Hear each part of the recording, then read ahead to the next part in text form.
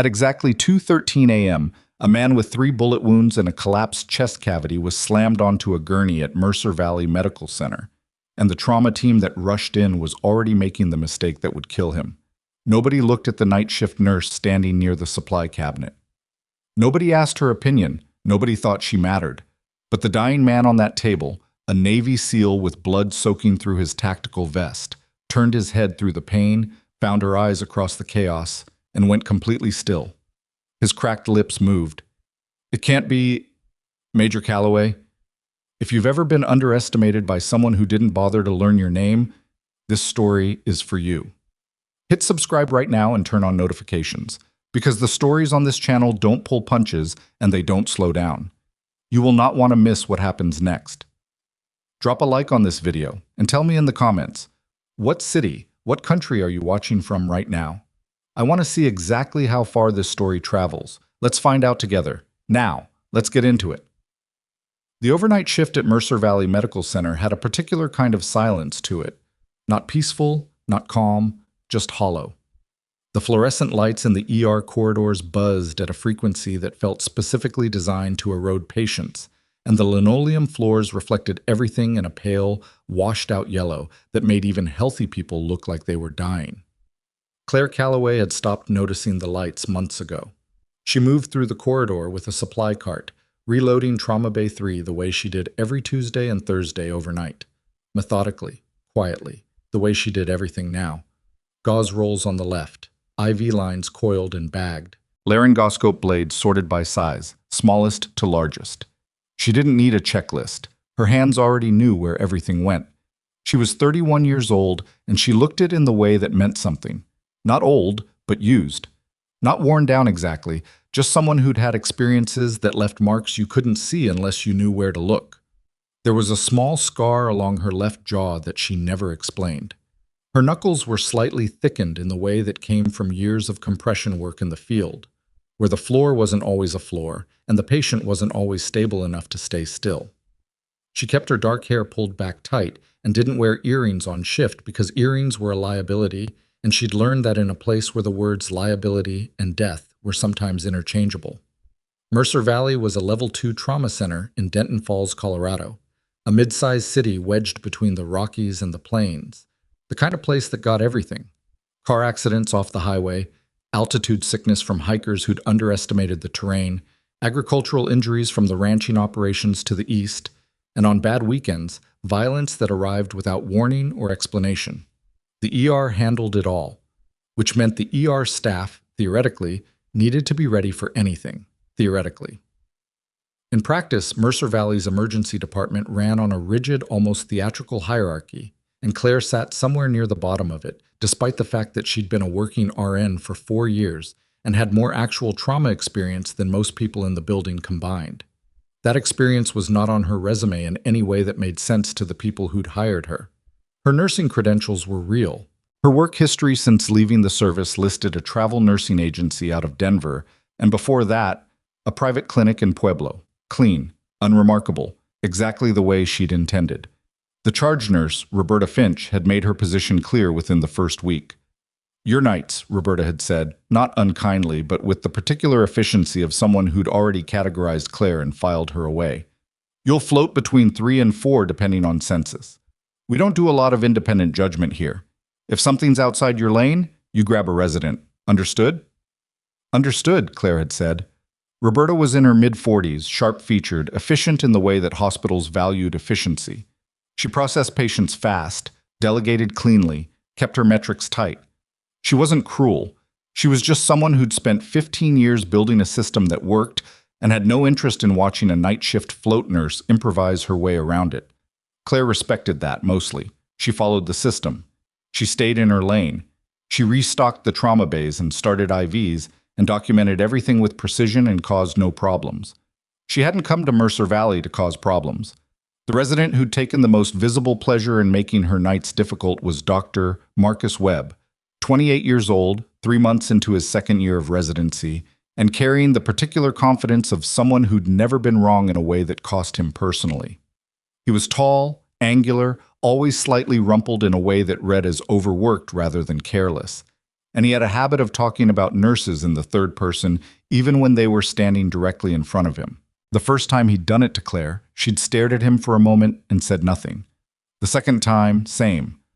By the third time, she'd understood it wasn't a habit he'd break, and she'd adjusted her expectations accordingly. He wasn't the worst thing she'd ever encountered. Not even close. Calloway.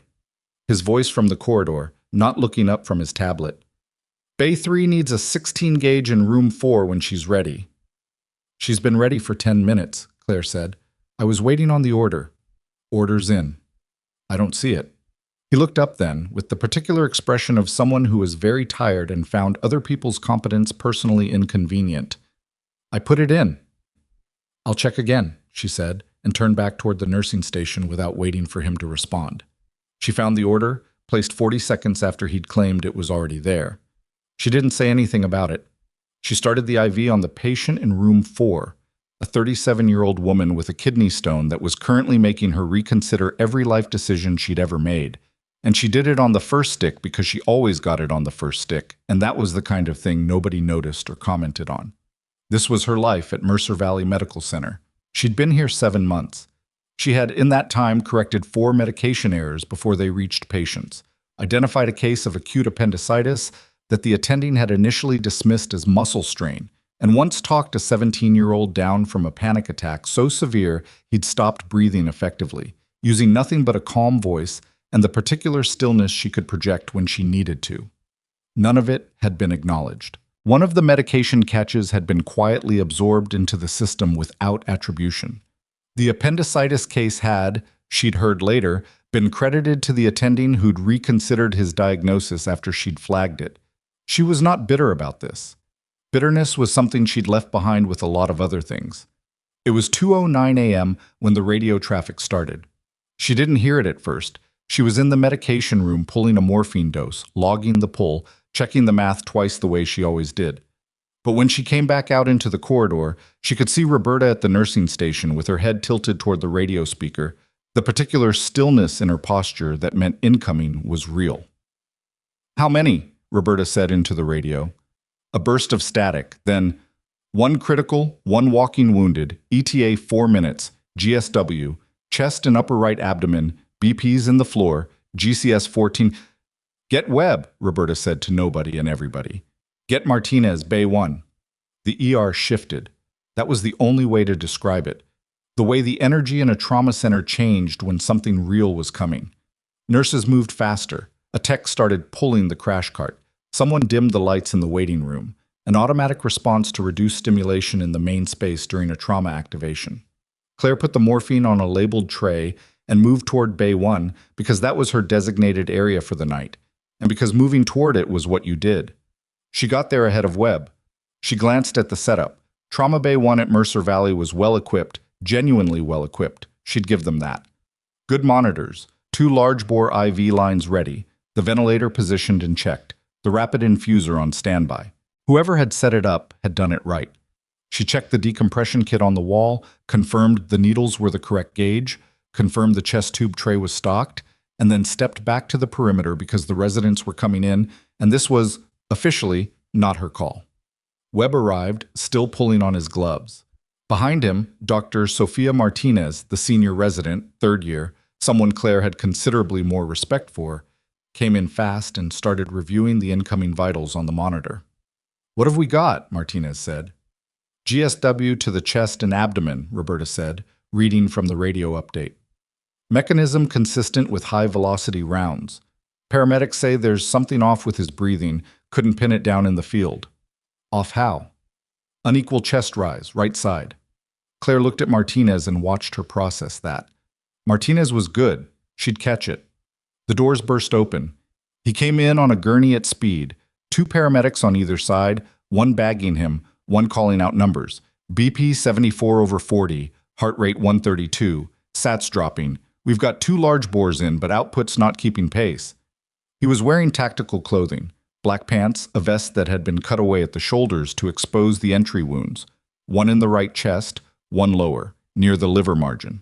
He was pale in the way that meant his body was doing what bodies do when they're running out of time, shunting blood to the core, pulling it from the extremities.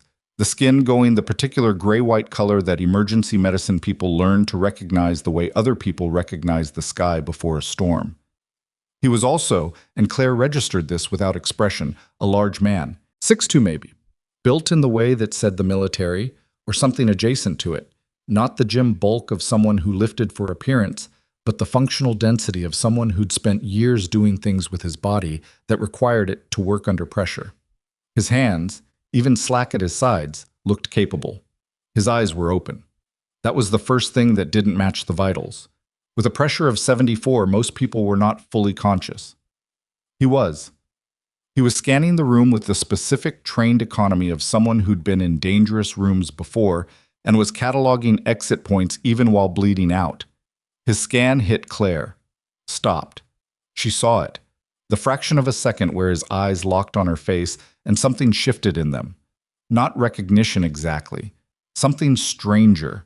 Something that looked like the specific cognitive dissonance of seeing something in a place where it absolutely should not be.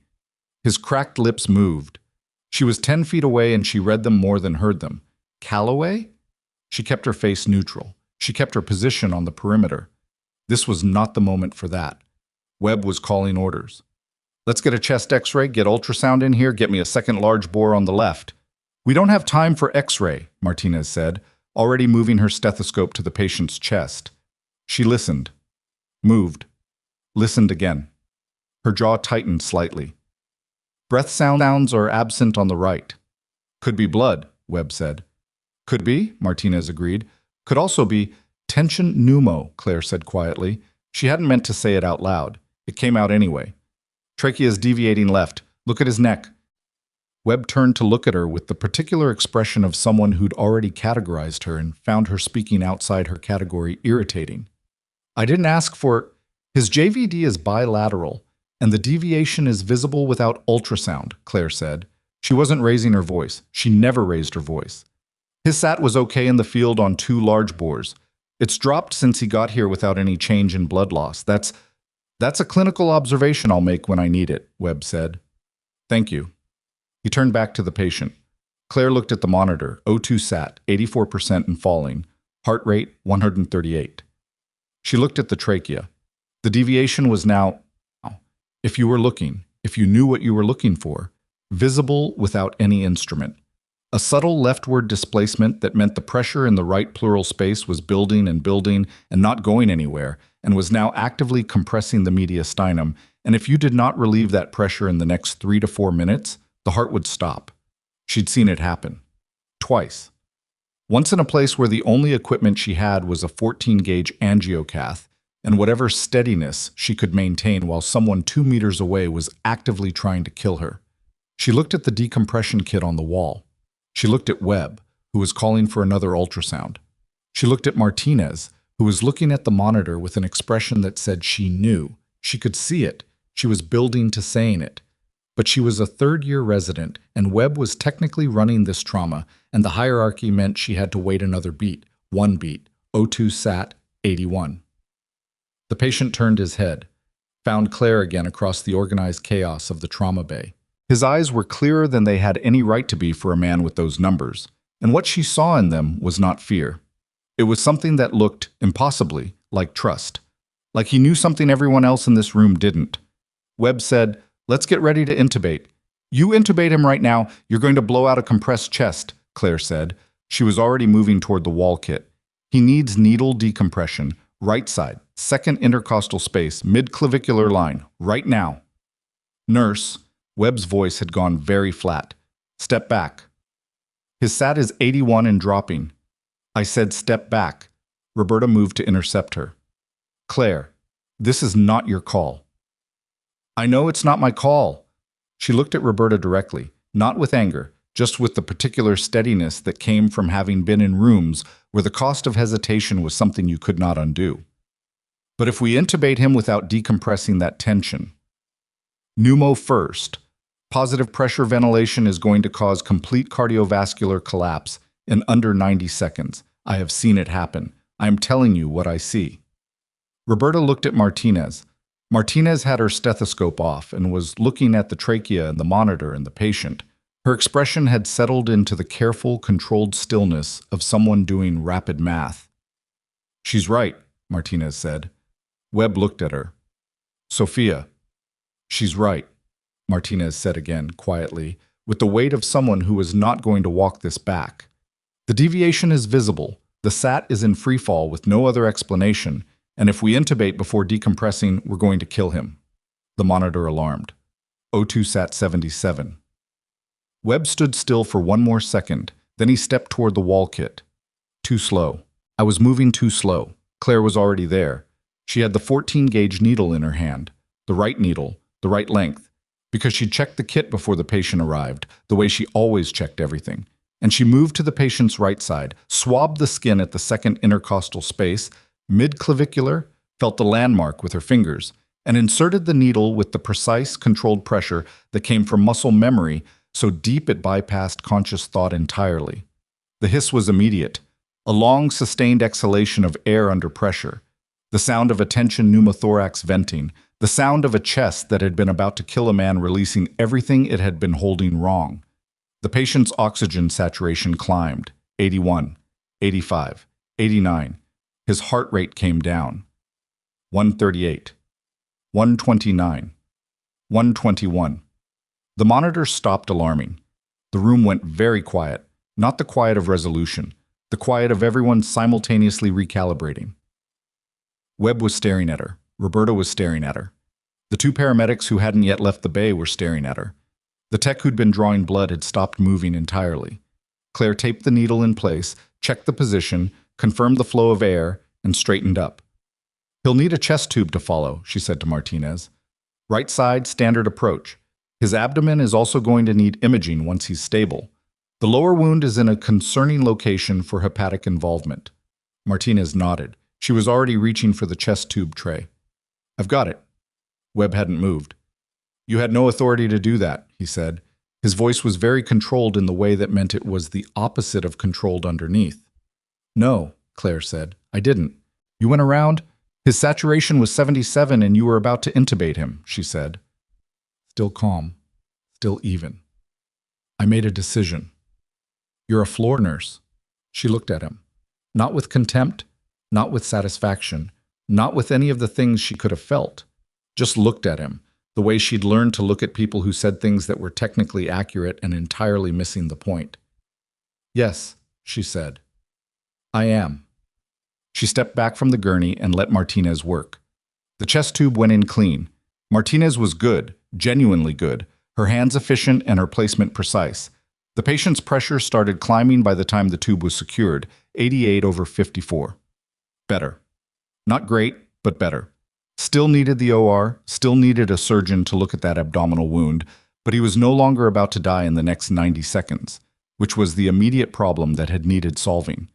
The patient tracked her the whole time.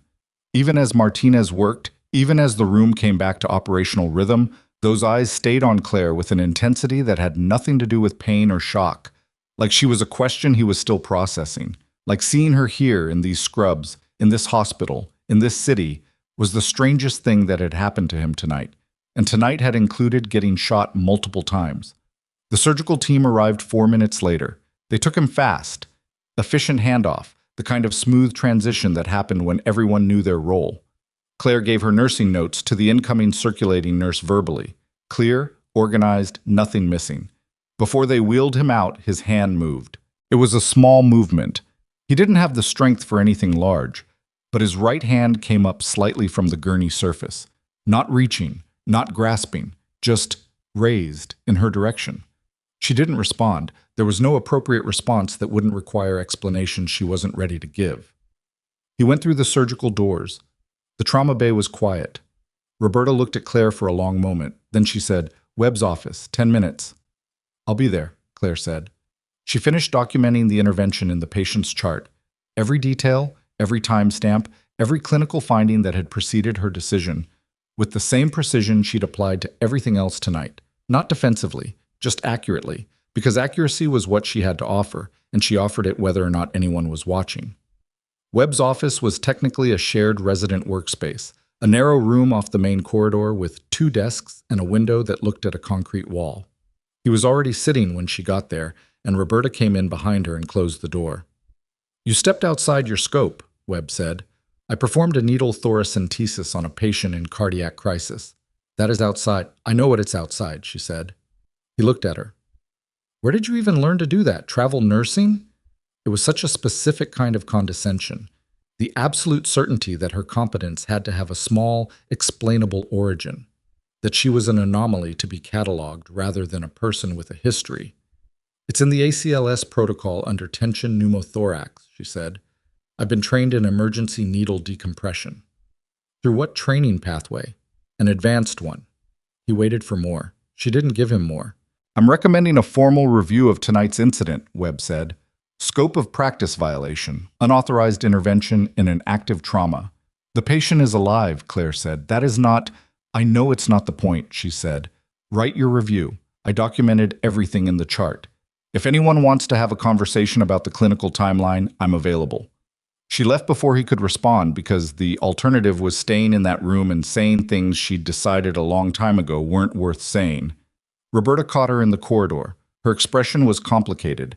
Not hostile exactly, but loaded with something Claire couldn't fully read. "You put Martinez in a position," Roberta said quietly. "Martinez made her own call. Webb's going to make her life difficult."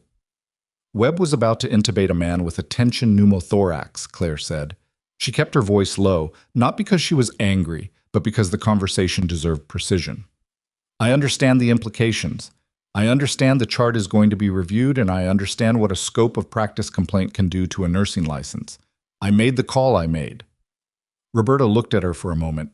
Something shifted in her expression. Not softening exactly, but deepening. Like she was seeing something she hadn't been looking for. "You've done this before," Roberta said. It wasn't a question. "Restocked trauma bays?" Claire said. "Many times." Roberta almost smiled. Almost. "Get back on the floor. We'll talk in the morning." Claire went back to the floor. She reloaded the crash cart because the crash cart needed reloading. She checked on her 2 stable patients in rooms 2 and 6, adjusted a fluid rate, documented a set of vitals, and at 3:47 a.m., sat down at the nursing station with a cup of coffee that was already cold and pulled up the surgical log to see if there was any update on the man from Bay 1. He was in surgery. Still in surgery, hepatic laceration being repaired. The update read stable on bypass, which was as good as it was going to get for now. She drank the cold coffee. At some point between 4:30 and 4:30, she became aware that something had changed in the hallway outside the nurses' station. It was subtle. Voices she didn't recognize, a quality of movement that was different from the usual overnight shuffle of hospital staff. She looked up. 2 men in dark clothing. Not scrubs, not lab coats. The kind of clothes that were deliberately unremarkable, and ended up, by virtue of being worn by people with a particular bearing and a particular way of scanning rooms, being extremely remarkable. One of them had a lanyard she couldn't read from this distance. The other was on the phone, speaking quietly. They weren't looking at the nurse's station. They were looking at the surgical wing. They were looking toward wherever the man from Bay 1 was right now. She went back to her documentation. She kept her face completely neutral. She'd known, somewhere in the back of the part of her that was always still running calculations, that the man on the gurney was not an ordinary patient. You didn't carry yourself like that without a reason. You didn't scan a room like that out of habit you'd developed at a desk job. The tactical clothing confirmed something, the wounds confirmed something, but it was really the eyes. The training in the eyes, the specific combination of pain tolerance and situational awareness, that had told her what she was probably looking at before any of the physical evidence did. She hadn't expected anyone to show up this fast. She thought she had more time. More time for what? She wasn't entirely sure.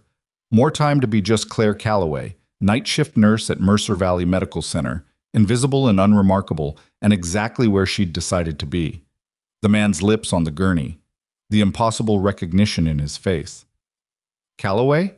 She pulled up her documentation again and stared at it without reading it. The surgical wing was 300 feet from where she sat. The 2 men in dark clothing had moved out of her sightline. Somewhere in that building, a man with bullet wounds and a face that had known her name was on a table getting his liver sewn back together, and when he woke up, if he woke up, the first thing he was going to do was say something to someone that was going to change the nature of everything.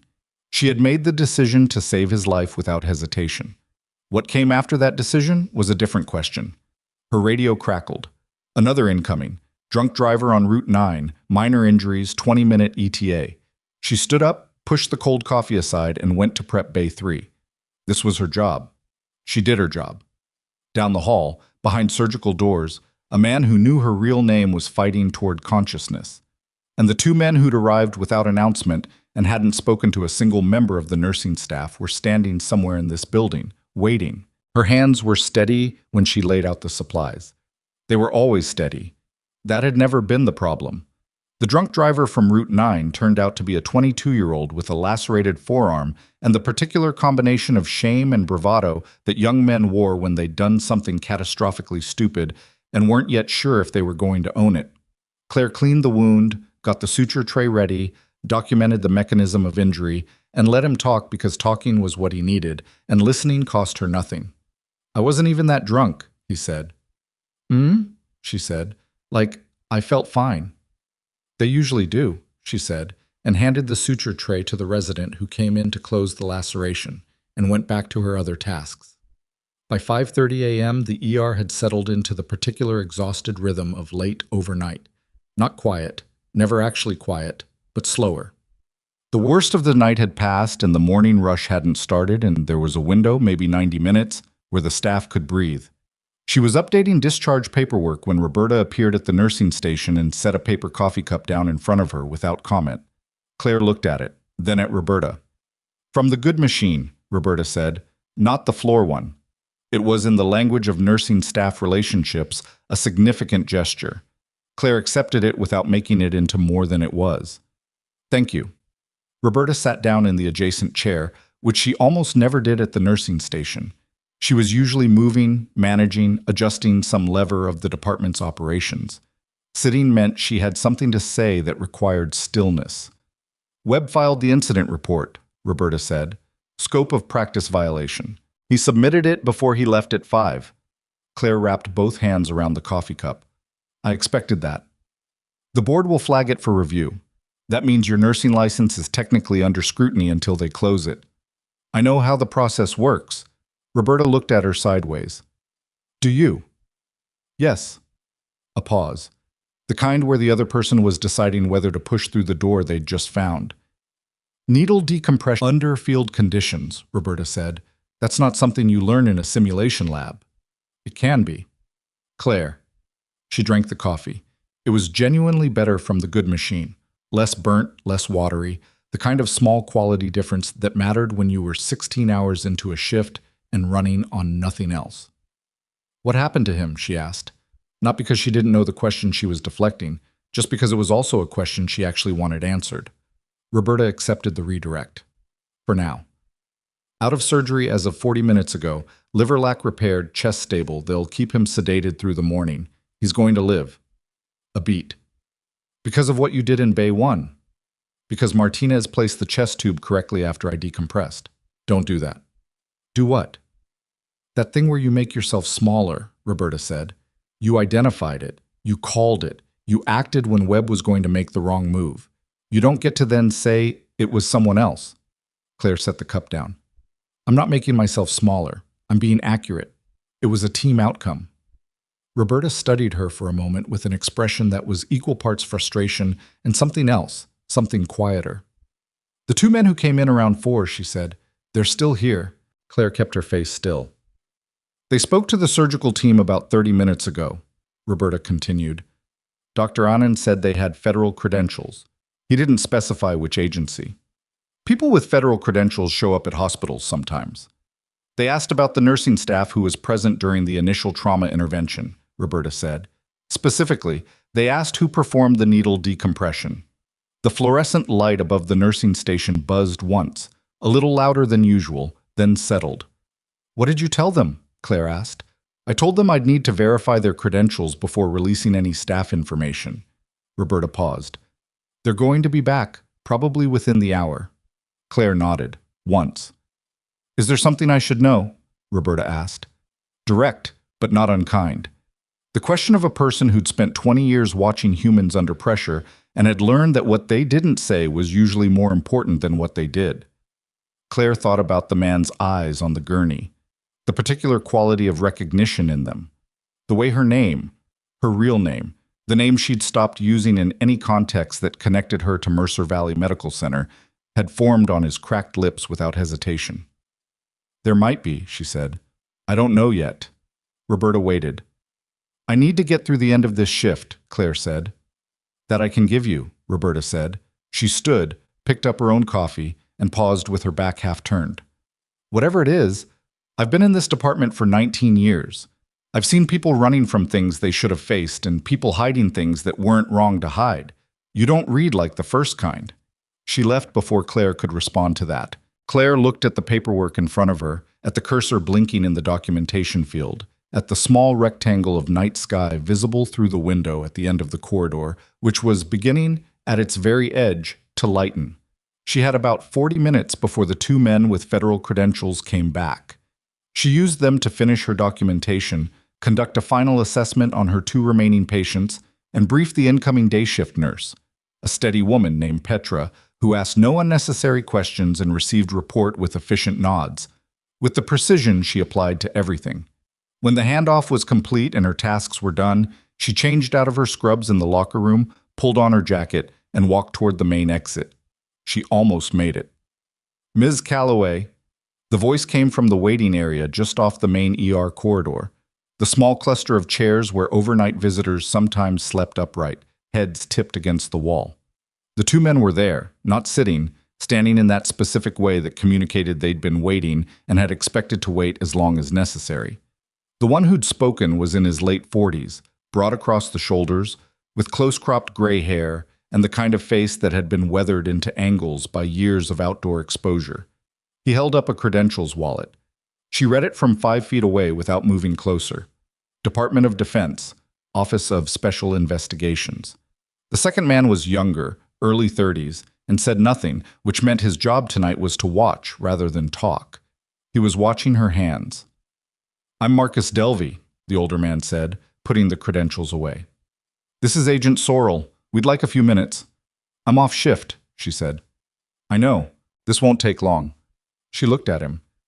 "Is he stable?" A fractional pause, the slight recalibration of a man who'd expected a different first question.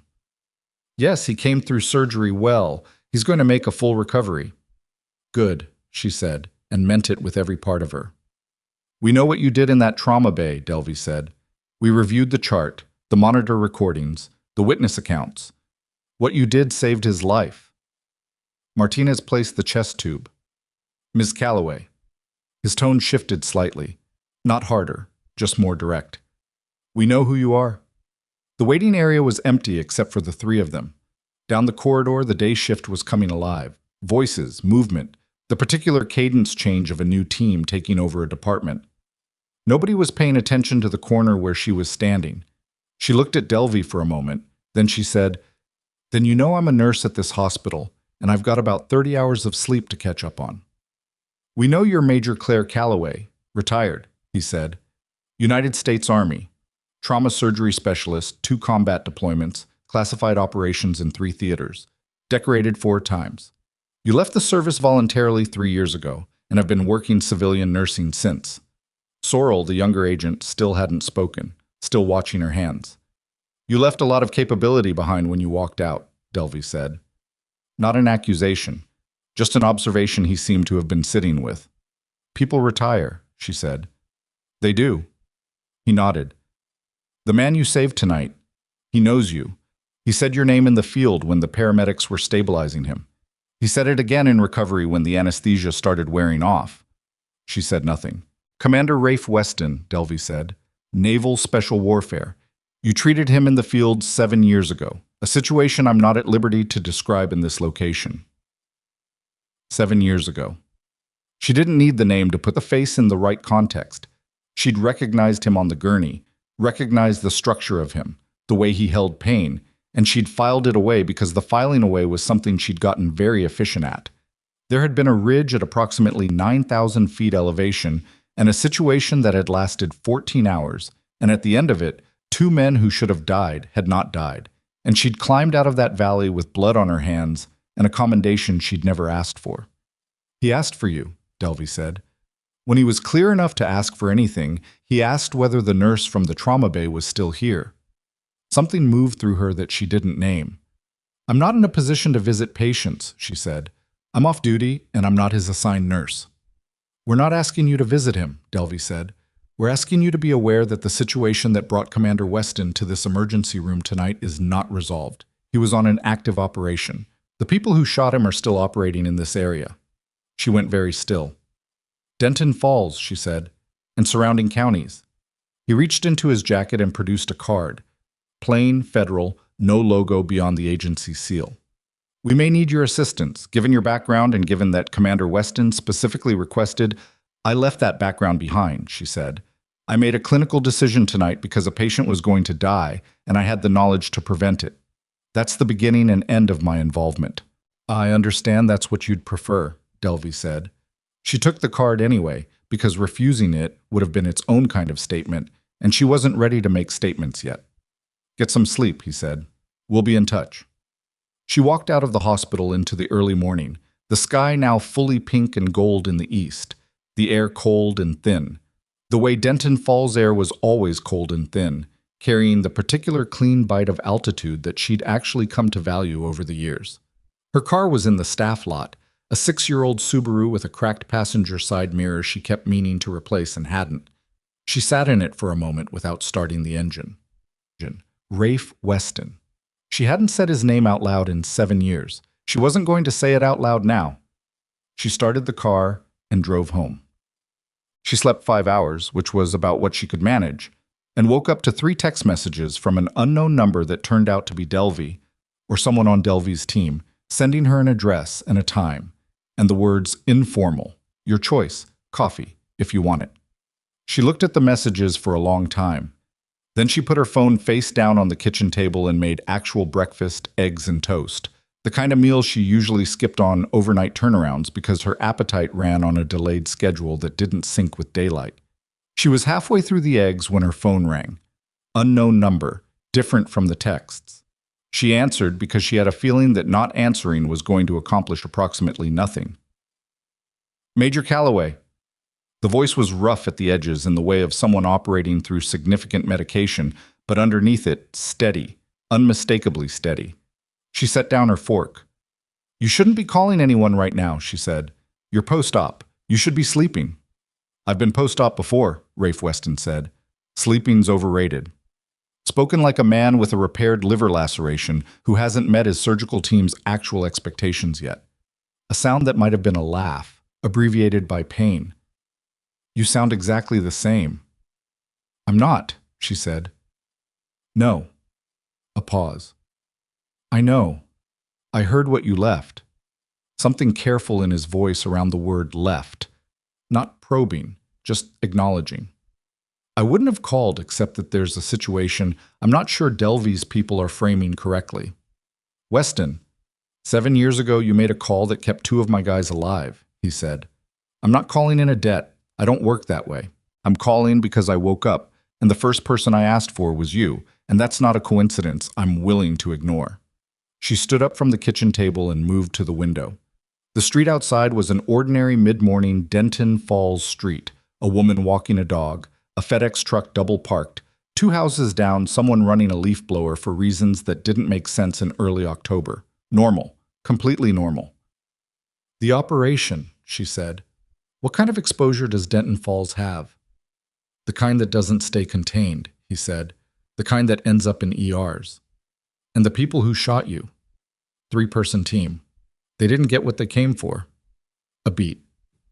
"They'll try again." She breathed in. Out. "I'm a nurse, Weston. I live here. I work nights at Mercer Valley." "I know what you are," he said. "I also know what you were. I know those aren't the same thing, and I'm not asking you to go back to the second one. But if something comes through those ER doors in the next 72 hours that looks like what came through last night." He stopped. Breathed. The medication was pulling at him. She could hear it. "I just want you to know what you're looking at, so you're not walking in blind." She looked at the FedEx truck. The driver had gotten out, was scanning packages on his phone. "Normal." "Send me what you can through Delvey," she said. "Medical context only. I want to know what kind of wounds I might see. what the likely mechanisms are, what's going to come through my bay if this goes sideways. Done. And Weston. She pulled the curtain slightly. Stay in that bed. Yes, Major, he said, and this time the abbreviated sound was definitely a laugh. She hung up and stood at the window for a moment, the phone warm in her hand, and tried to remember the last time she'd felt the particular quality of alertness that was moving through her right now. Not adrenaline exactly, something older and more familiar, the state of readiness that her body remembered even when her mind was trying to stay civilian. She ate the rest of her eggs. She didn't taste them. She was back at Mercer Valley by 6:45 that evening for her scheduled shift, and she knew before she walked through the door that something had happened. The quality of the air in the ER was wrong, too tight, too controlled, the way a department felt when everyone was performing normalcy rather than actually operating normally. Petra was still there at the nursing station, which was unusual. Petra worked days and should have been gone 2 hours ago. What happened? Claire asked. Petra looked at her with an expression that said she'd been waiting for Claire specifically. Administration meeting at 4. Webb submitted a formal complaint. Not just the incident report, a full complaint. Scope of practice violation, patient safety concern, breach of hospital protocol. Okay. He submitted it with supporting documentation from 2 other residents who say they witnessed the intervention and found it alarming. Petra handed her a piece of paper, a printed memo from the director of nursing. Claire read it in 30 seconds. You've been reassigned pending review. Nights in the observation unit. No trauma bay access. The observation unit was where Mercer Valley put its stable, low-acuity patients, people who needed monitoring rather than intervention, overnight holds, non-critical recovery. It was the furthest point in the hospital from the ER. It was, in practical terms, a removal. The review board meets next Thursday, Petra said. HR wants you in at 8 tomorrow morning. I'll be there, Claire said. Claire, Petra's voice dropped. Martinez tried to submit a counterstatement. She documented the clinical timeline supporting your decision. Webb went to the residency director and got her statement flagged as a potential conflict of interest because you're colleagues. Something cold moved through Claire's chest. Not for herself, for Martinez, who'd done the right thing and was now looking at her own set of complications for having done it. She shouldn't have done that, Claire said. She didn't think that was the point, Petra said. Claire looked down at the memo again. Reassigned pending review. All trauma bay access suspended. She had not done the wrong thing. She had done the precise right thing at the precise right moment under the precise right conditions. And the patient who was alive in the surgical recovery unit 3 floors above her was alive because of it. She knew this with the kind of certainty that didn't require external validation. And it didn't matter, or rather, it didn't matter yet. The structure of the process was what it was, and the process was currently doing what structures did when someone stepped outside them, regardless of the reason. It was closing around the gap she'd made. Observation unit, she said. Which hall? B wing. They're expecting you. She went to B wing. She did the work. She checked vitals. She turned patients. She documented with the same precision she applied everywhere. She answered call lights promptly and asked the 2 patients who were awake whether they were comfortable and whether they needed anything. And she did all of it with the same steadiness she'd been applying since 2:13 the previous morning, which was now approximately 28 hours ago. And she did it in the observation unit rather than the trauma bay because that was where she'd been told to be. At 9:15 p.m., Marcus Delvey appeared in the B-wing corridor. I wasn't in dark clothes tonight. He was in civilian clothes, khakis and a jacket, and if you didn't know how to read people who carried themselves like he carried himself, you might have taken him for a late visiting family member. He found her at the nursing station and didn't speak until the other nurse on duty had moved down the hall. They moved you, he said. Yes. Webb filed the complaint this afternoon. I know. We can address that, he said. She looked at him steadily. Through what mechanism? Commander Weston's situation has federal dimensions. The nature of his operation and the people involved are going to require a level of cooperation from this hospital that they'll be motivated to provide. In that context, the conduct of their staff toward the person who saved his life becomes, "Don't," she said. He stopped. "Don't leverage his situation to fix my employment problem," she said. Those are 2 separate things. If what's happening in this city is as serious as you're suggesting, it needs to be handled seriously. It doesn't need to be used as a pressure lever on a hospital administrator to reinstate a nurse. Delvey looked at her for a moment. That's a principled position. It's a practical one, she said. If you start conflating those things, it muddies both of them. All right, he nodded slowly. Then we'll leave your situation to its own process. Is there a reason you're here? He reached into his jacket, same jacket, different pocket, and produced a folded sheet of paper. The medical context you requested, wound patterns, likely mechanisms, what your ER might see if the situation escalates over the next 72 hours. She took it, unfolded it. Read it quickly, because quick reading was a skill she'd developed in places where there hadn't been time for anything else. Penetrating trauma, 2 primary mechanism types. Likely presentation windows based on injury geography. Secondary complications that would manifest 6 to 12 hours post-exposure if treatment was delayed. This is thorough, she said. Weston put it together, Delvey said, while he was supposed to be sleeping. She almost said something, didn't. There's a secondary issue, Delvey said.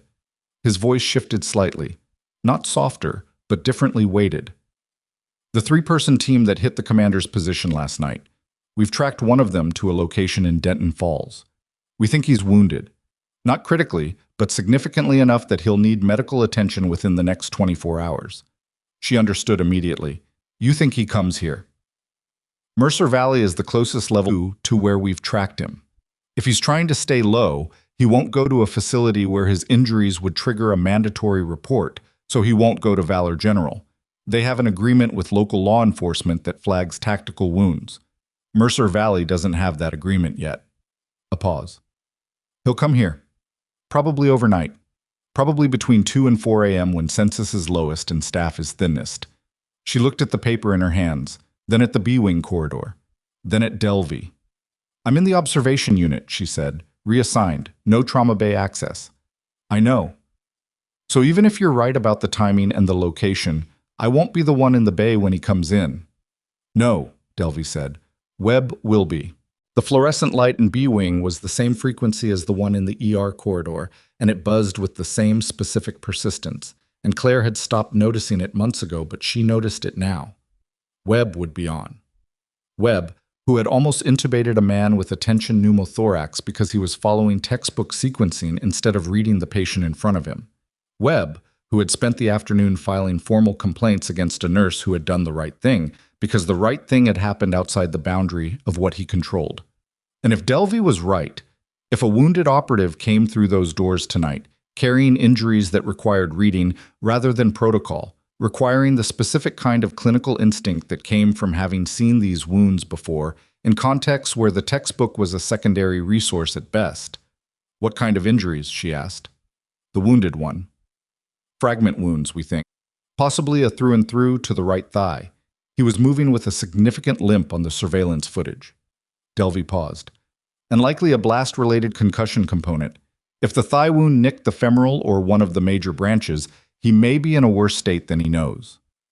Femoral involvement with a delayed presentation. Walking wounded who didn't know they were running out of time. She'd seen that before too. The ones who came in under their own power, who didn't look like trauma activations, who sat in the waiting room getting a number while the clock ran on the thing that was actually going to kill them. I need to be back in that bay, she said. I know, Delvey said. That's not happening by midnight unless someone in administration reverses the reassignment. No, he agreed. She looked at him. You said you wouldn't leverage the federal situation. I said you said that, he corrected carefully, and I agreed not to act unilaterally on your employment situation. This is a different question. This is a matter of patient safety and operational security, both of which are within my jurisdiction to address directly. That's a technical distinction.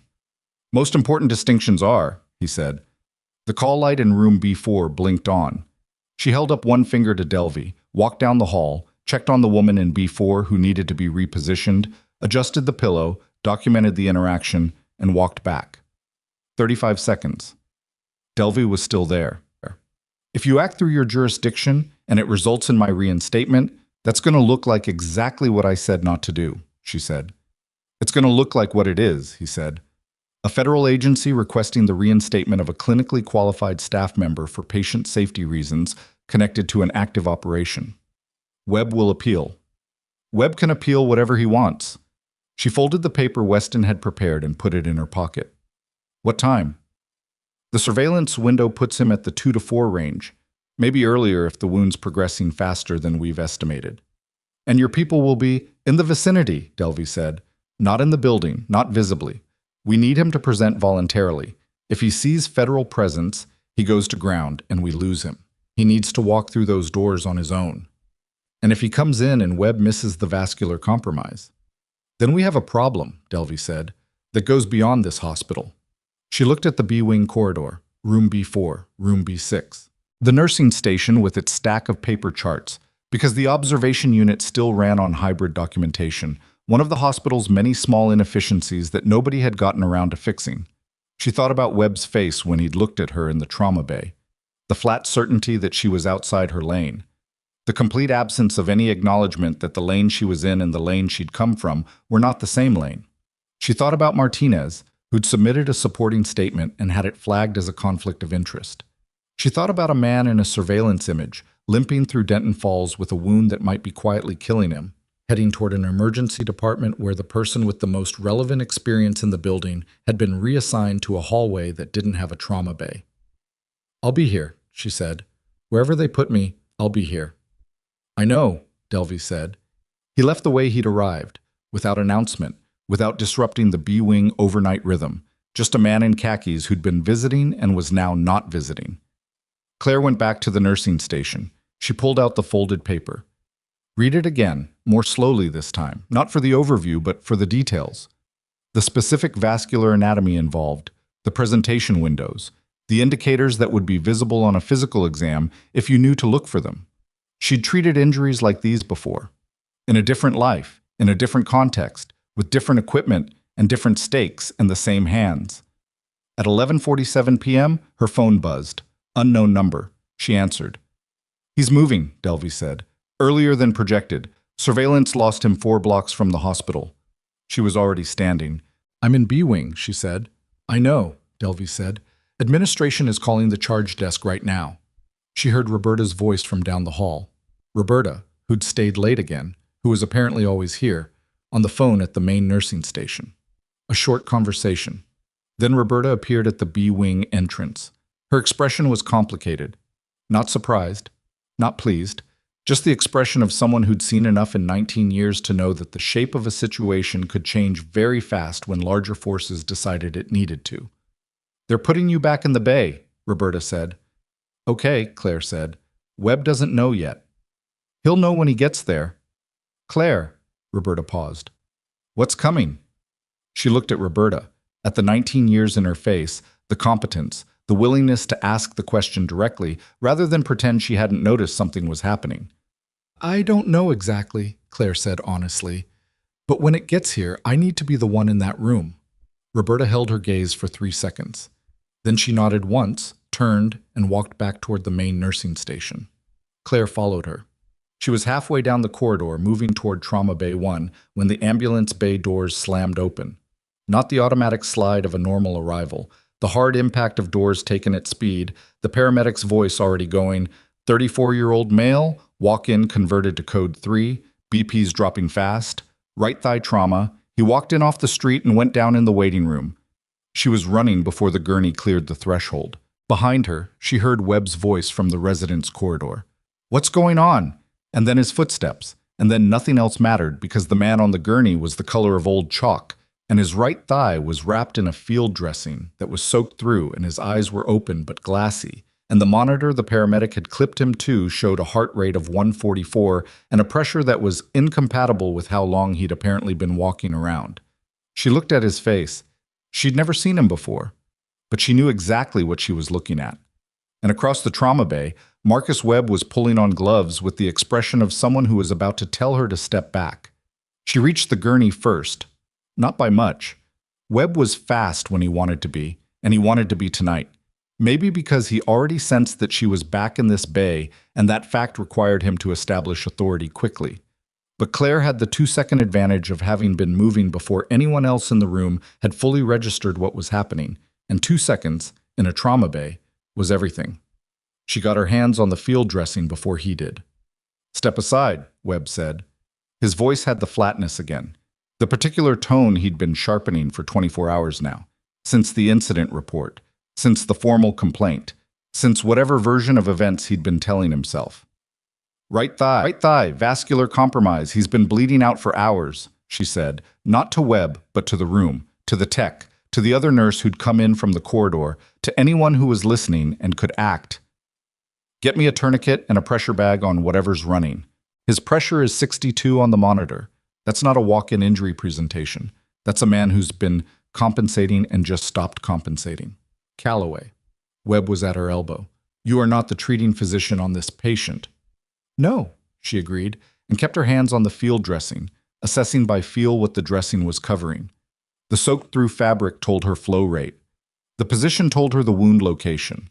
The color of the outer layer, bright red over a darker red, told her this had been bleeding in at least 2 phases, which meant the initial injury had partially clotted, and then something had reopened it.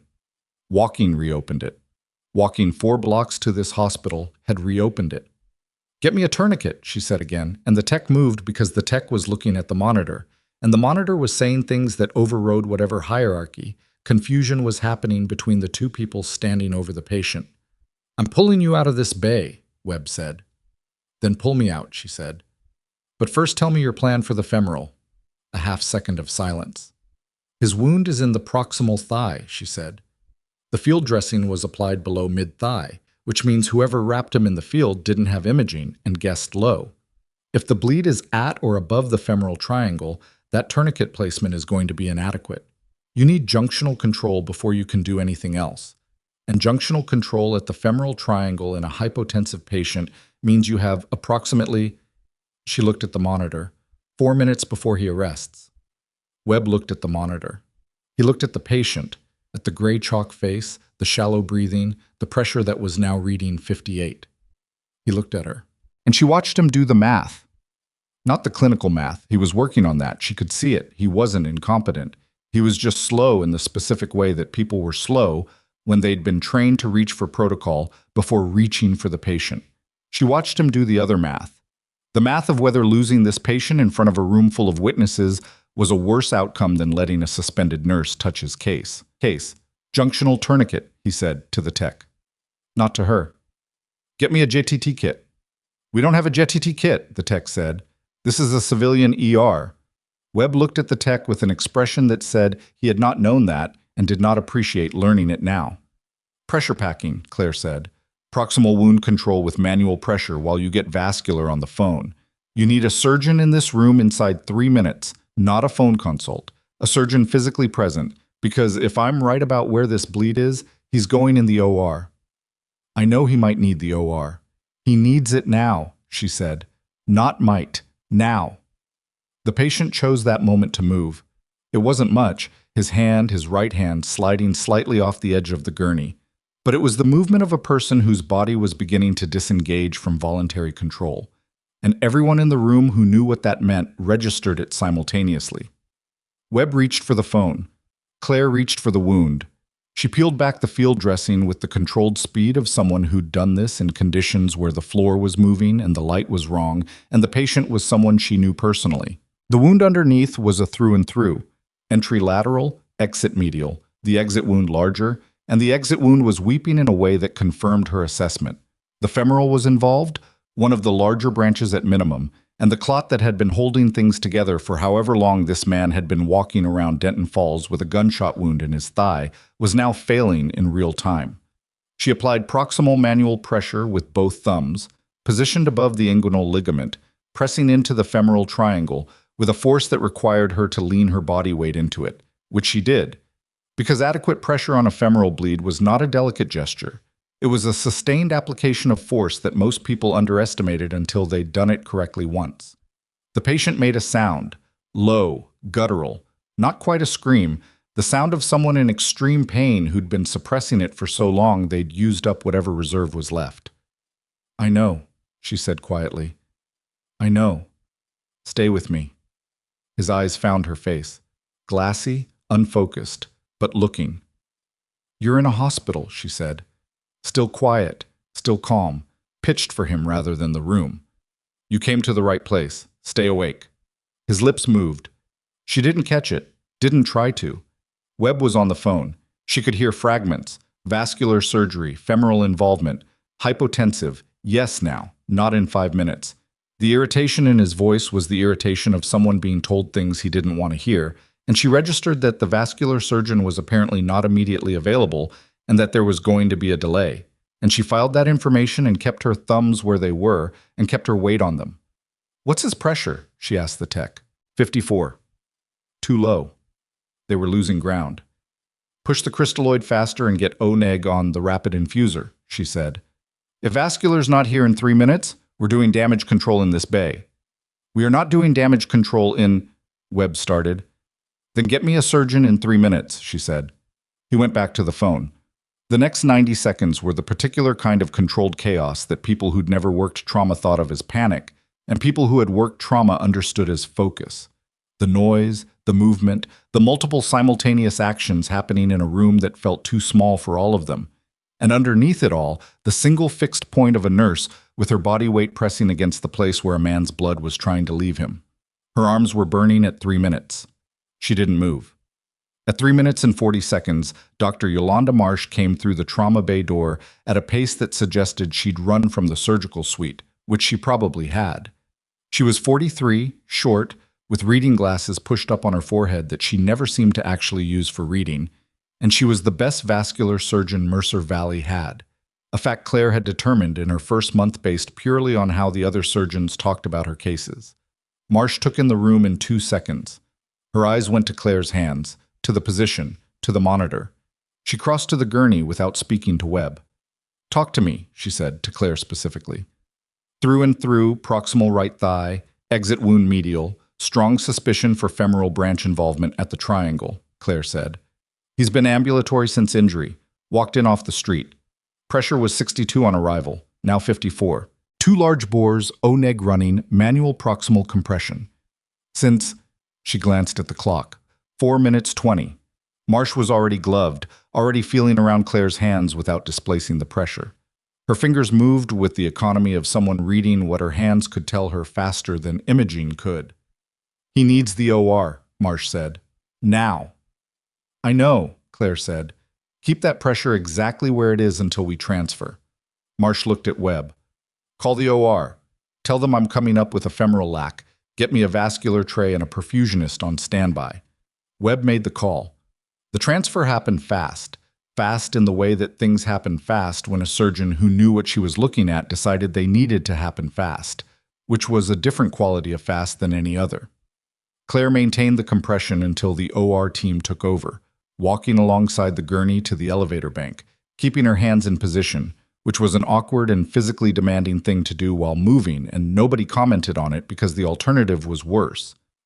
At the elevator, the OR nurse took over compression with guidance from Claire's hands. A physical handoff, one set of thumbs replacing another, and Claire stepped back and watched the doors close. She stood in the corridor with blood on her hands and her arms aching from the sustained effort, and her heart rate somewhere above where it usually lived, and she breathed. Then she walked back to the trauma bay to document everything. Webb was there. Webb.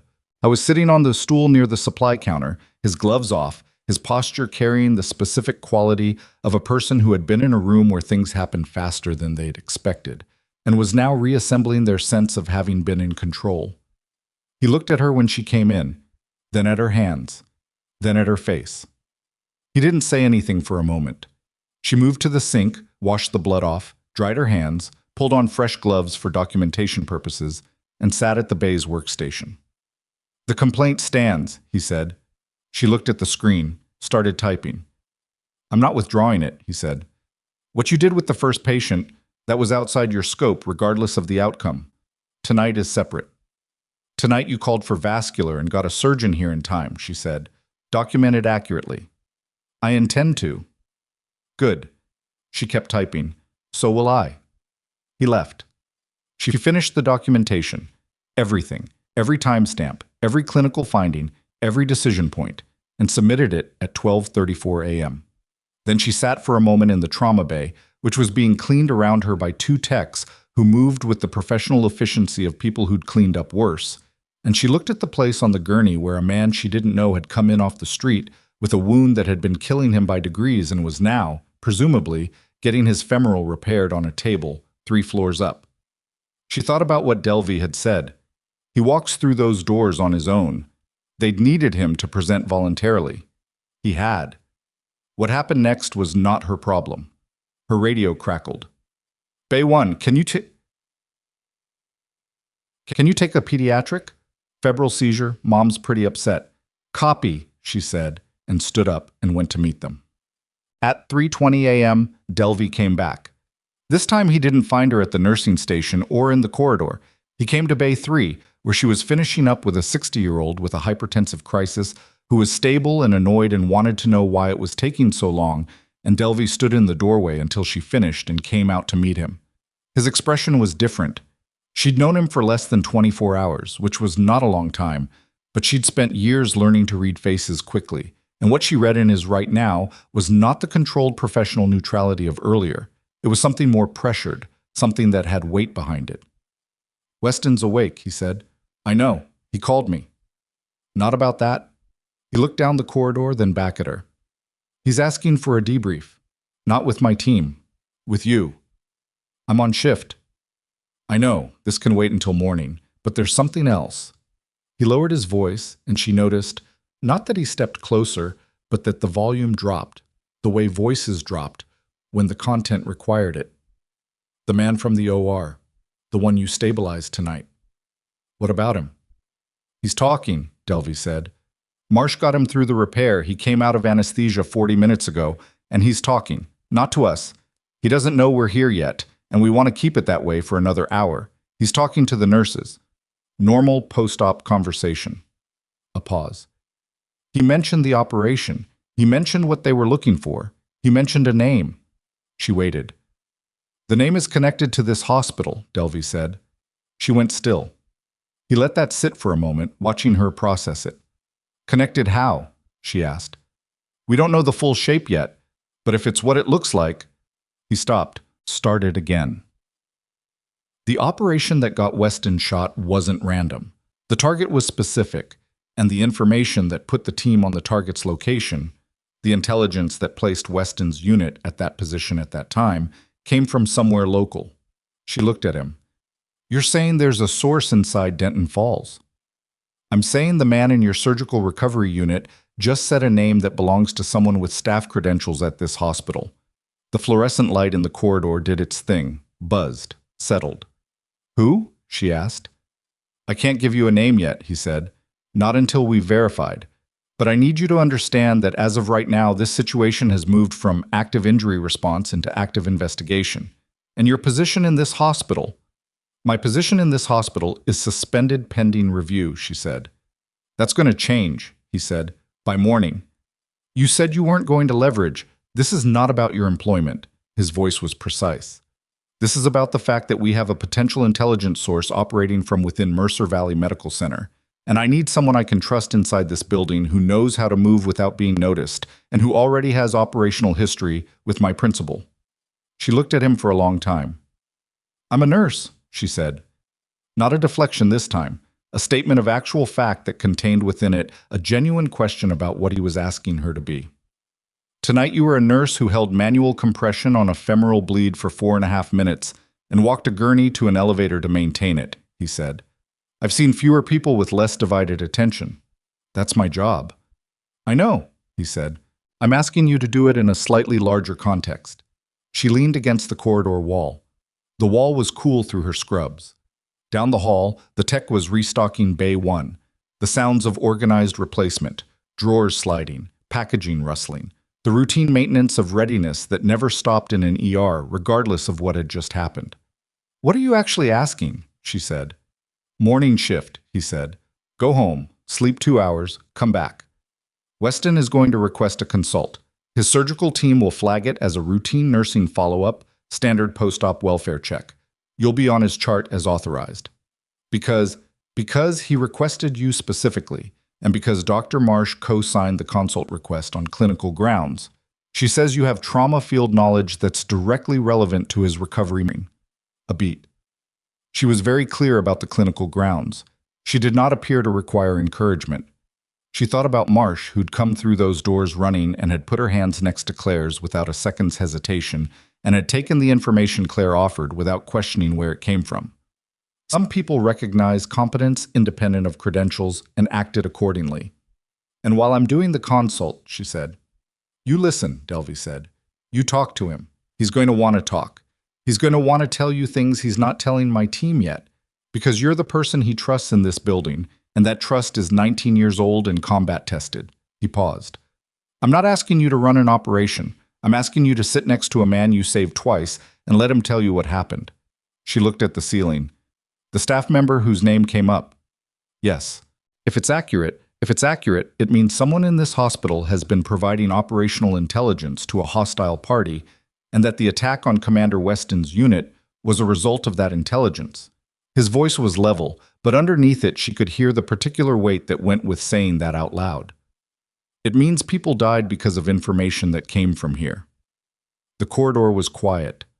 Somewhere in this building, in a post-surgical recovery room, a man was talking to nurses in the drowsy, unguarded way of someone coming out of anesthesia, and somewhere else, another man who had her real name stored in the part of his memory that didn't get damaged by bullets was lying in a bed waiting for morning.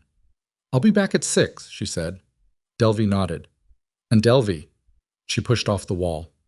"When Weston talks, whatever he tells me, I'm not filtering it. I'll tell you what he says, I'll tell you what I observe, and then you do what you do with it. But I'm not managing his account of events. He gets to tell it the way it happened." "That's all I'm asking," he said. She went back to the floor. She handled 2 more patients before shift end. A dislocated shoulder on a man who'd fallen off a ladder and was embarrassed about it, and a woman with a fast heart rate who turned out to have taken someone else's thyroid medication by mistake and needed monitoring and reassurance in roughly equal measure. She gave both what they needed. She documented everything. She briefed Petra, who was back for the day shift looking like she'd also slept too few hours, and she drove home in the thin gray light of a Denton Falls morning. She set an alarm for 2 hours. She didn't expect to sleep. She slept almost immediately, the specific collapse of a body that had been running on operational alertness for too long, and finally recognized that it was in a safe enough place to stop. The alarm went off. She was back at Mercer Valley by 6:10 a.m. The charge desk didn't flag her. No one sent her to the observation unit. Her badge worked on the restricted floor access, which was either because Delvey had moved fast or because someone in administration had made a call she hadn't asked for, and she chose not to examine which one it was because the result was the same, and examining it could wait. Weston was on the 3rd floor, surgical recovery, room 308. The hallway outside was ordinary. Morning rounds traffic, nurses with charts, the smell of breakfast trays being distributed. 2 doors down from 308, a man in a chair that was angled to see both the elevator bank and the stairwell exit was reading a newspaper, and he read it with the particular quality of attention of someone who was not actually reading a newspaper. She went in. He looked different horizontal and without blood loss, turning him the color of old concrete. He was still large, still carried the particular architecture of someone built for function, but the system had caught up with the insult to it, and he looked like what he was, a man who'd been shot and repaired and was now in the phase where the body demanded a full accounting for what had been done to it. He was awake. He'd clearly been awake for a while. "You look terrible," she said, because it was true and because they'd never been the kind of people who started with anything but direct. "You look like you slept 2 hours," he said.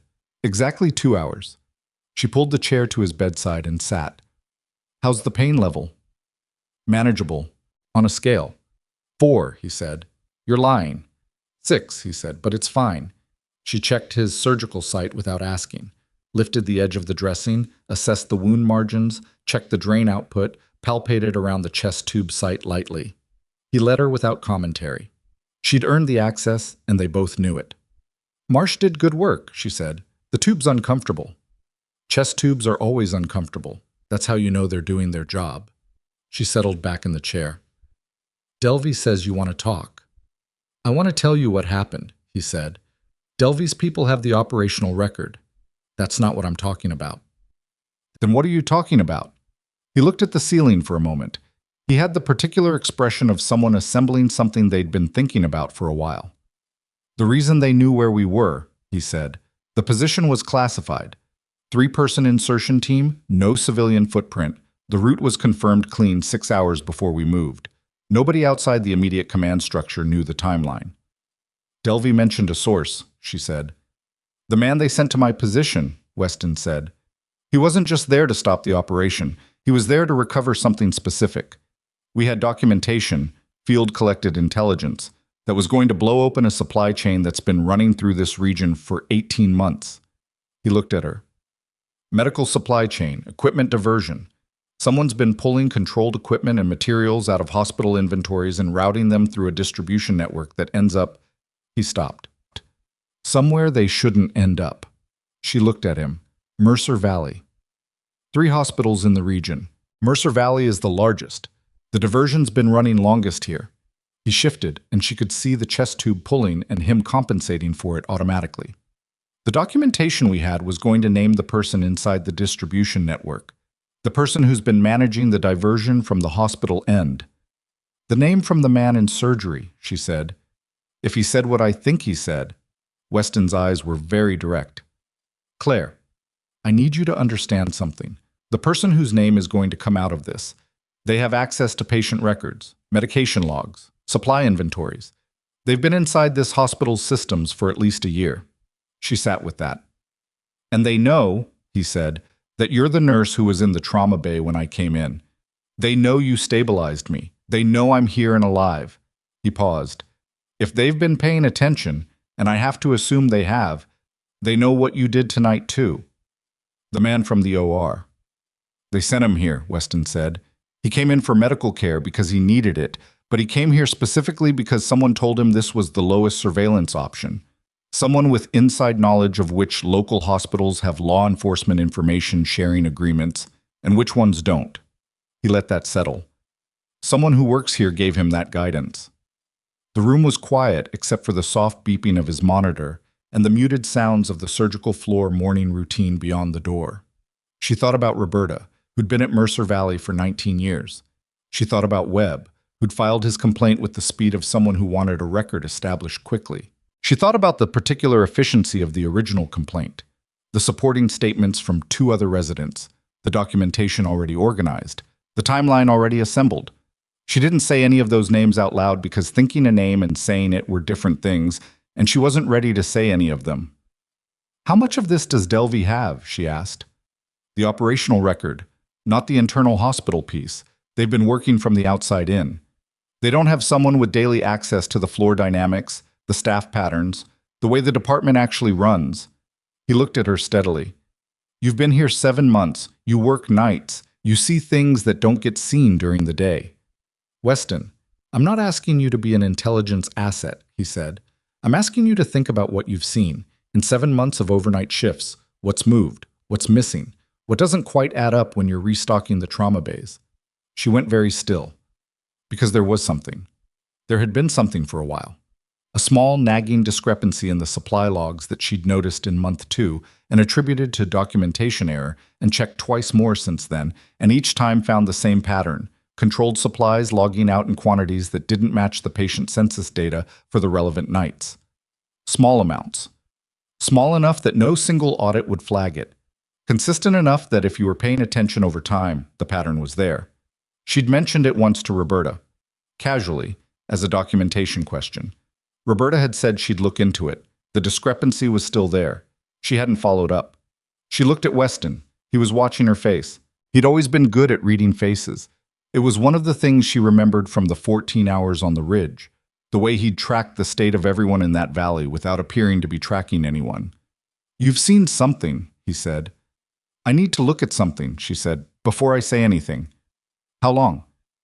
An hour, she said. Maybe less. She stood. He reached out and put his hand briefly on her forearm. Not grabbing, just contact. The way you touch someone you'd trusted in a bad situation to let them know you still trusted them. Be careful, he said. She left the room. The man with the newspaper outside didn't look up, which meant she'd been cleared, which meant Delvey had anticipated this and made sure she could move without being stopped.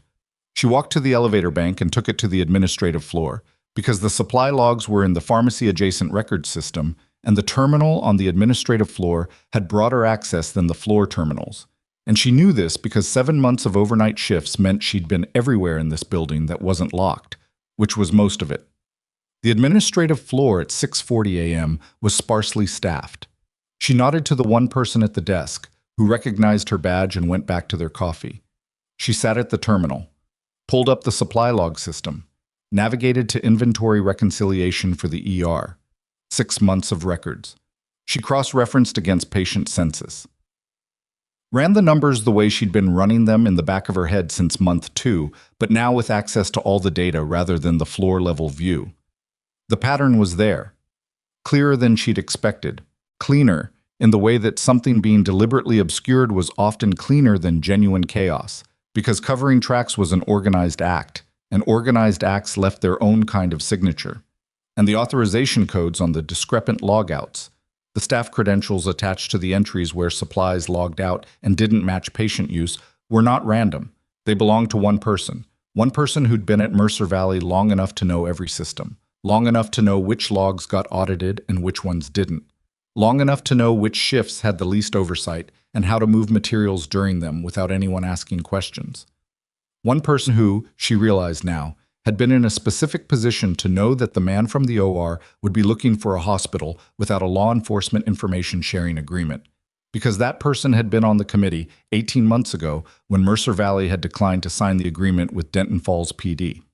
She looked at the name attached to the credentials. She sat with it for a moment. Then she pulled out her phone and called Delvey. He answered on the first ring. I have it, she said. Can you document it? I'm looking at 6 months of supply logs with a clear extraction pattern attributed to a single set of staff credentials, she said. Yes, I can document it. Don't touch anything, Delvey said. Don't print anything. Don't move anything. I need you to step away from the terminal and tell me where you are. Administrative floor. Stay there, he said. Don't call anyone else. Don't go back to the ER. Why? A pause. 1 beat too long.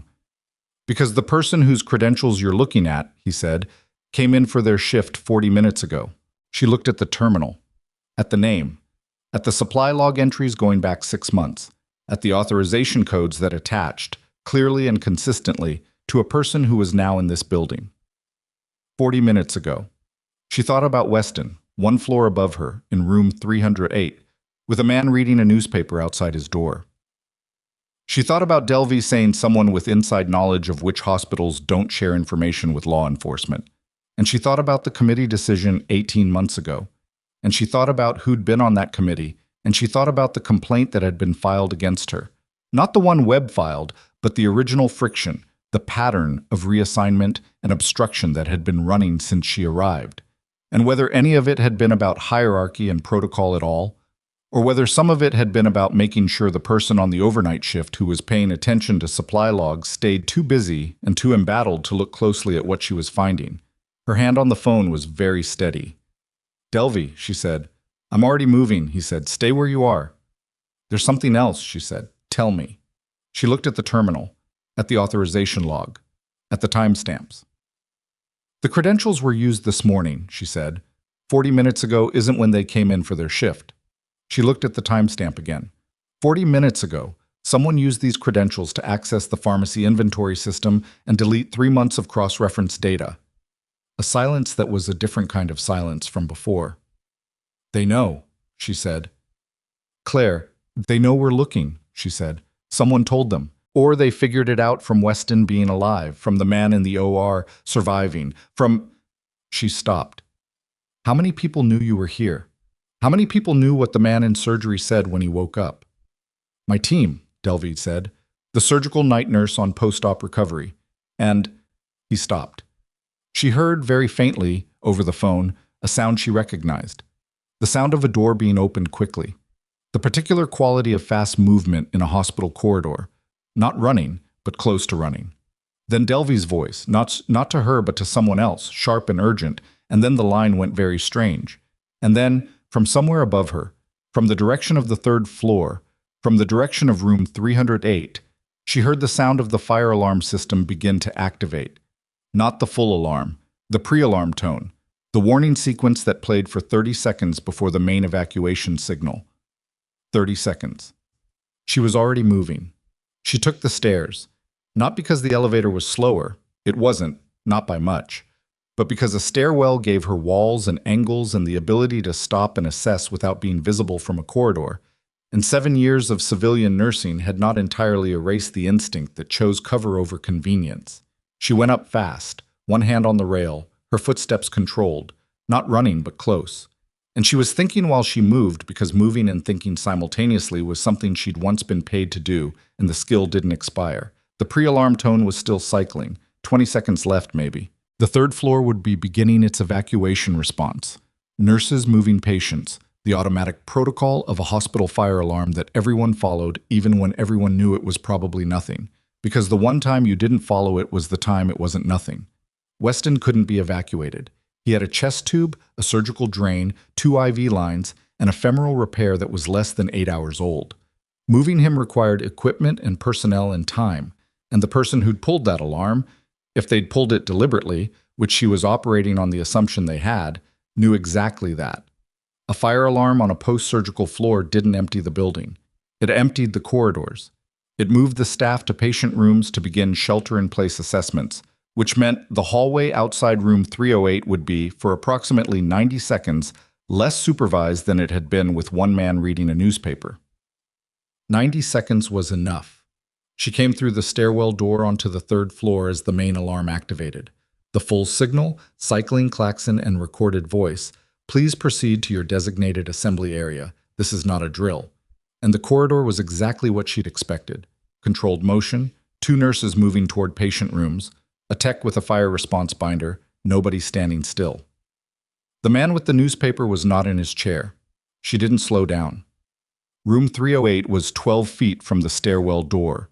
She covered it in 4 seconds, pushed the door open without knocking, and found Weston sitting up in his bed with his jaw set and his eyes tracking the door before she'd fully opened it.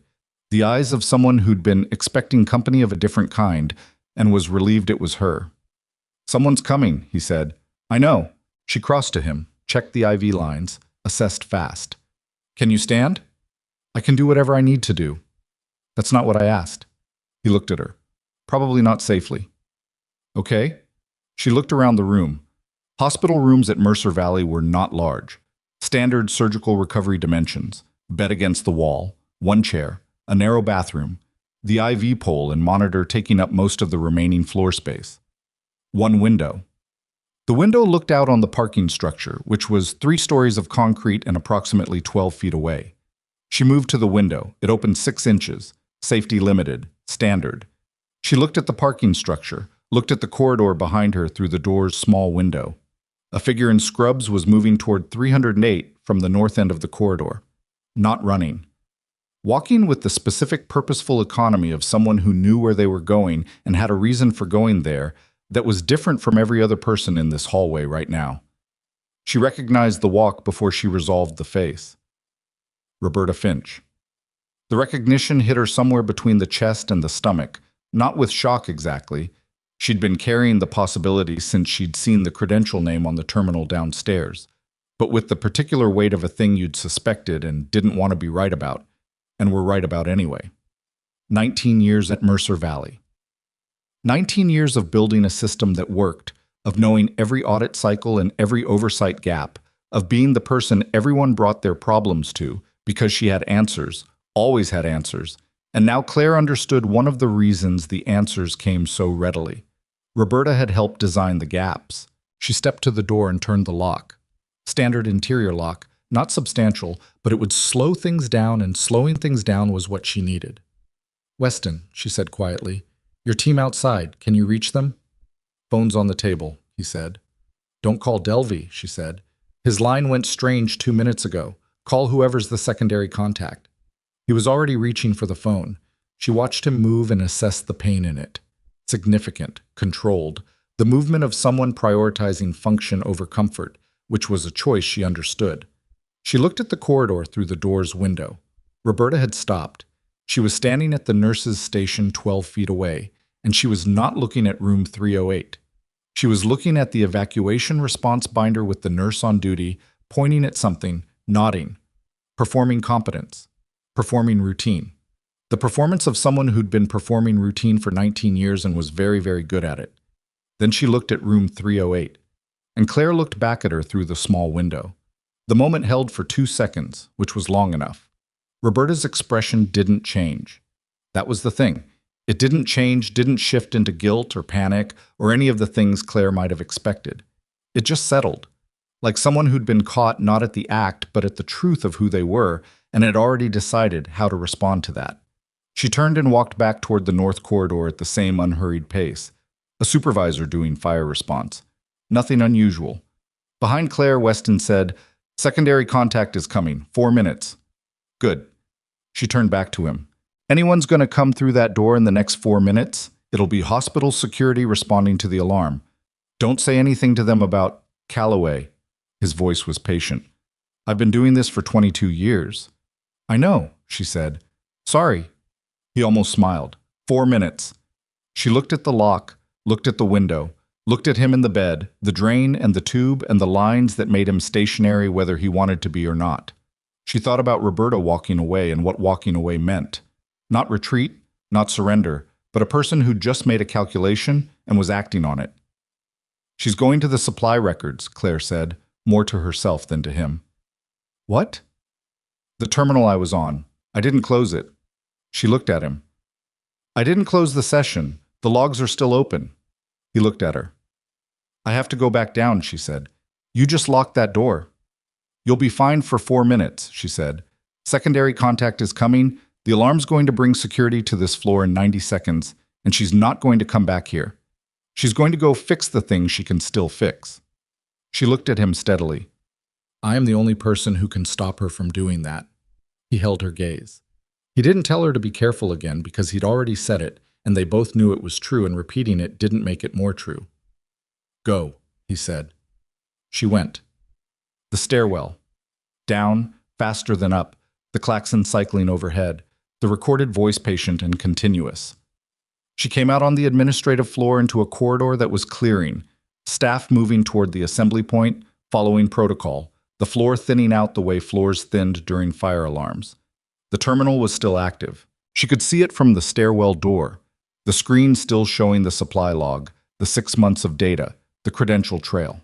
And she could see, at the end of the corridor, Roberta coming out of the elevator bank. They were 40 feet apart. Roberta saw her. Again, the expression didn't change. What Roberta did was stop walking, assess the distance, assess the terminal, assess Claire.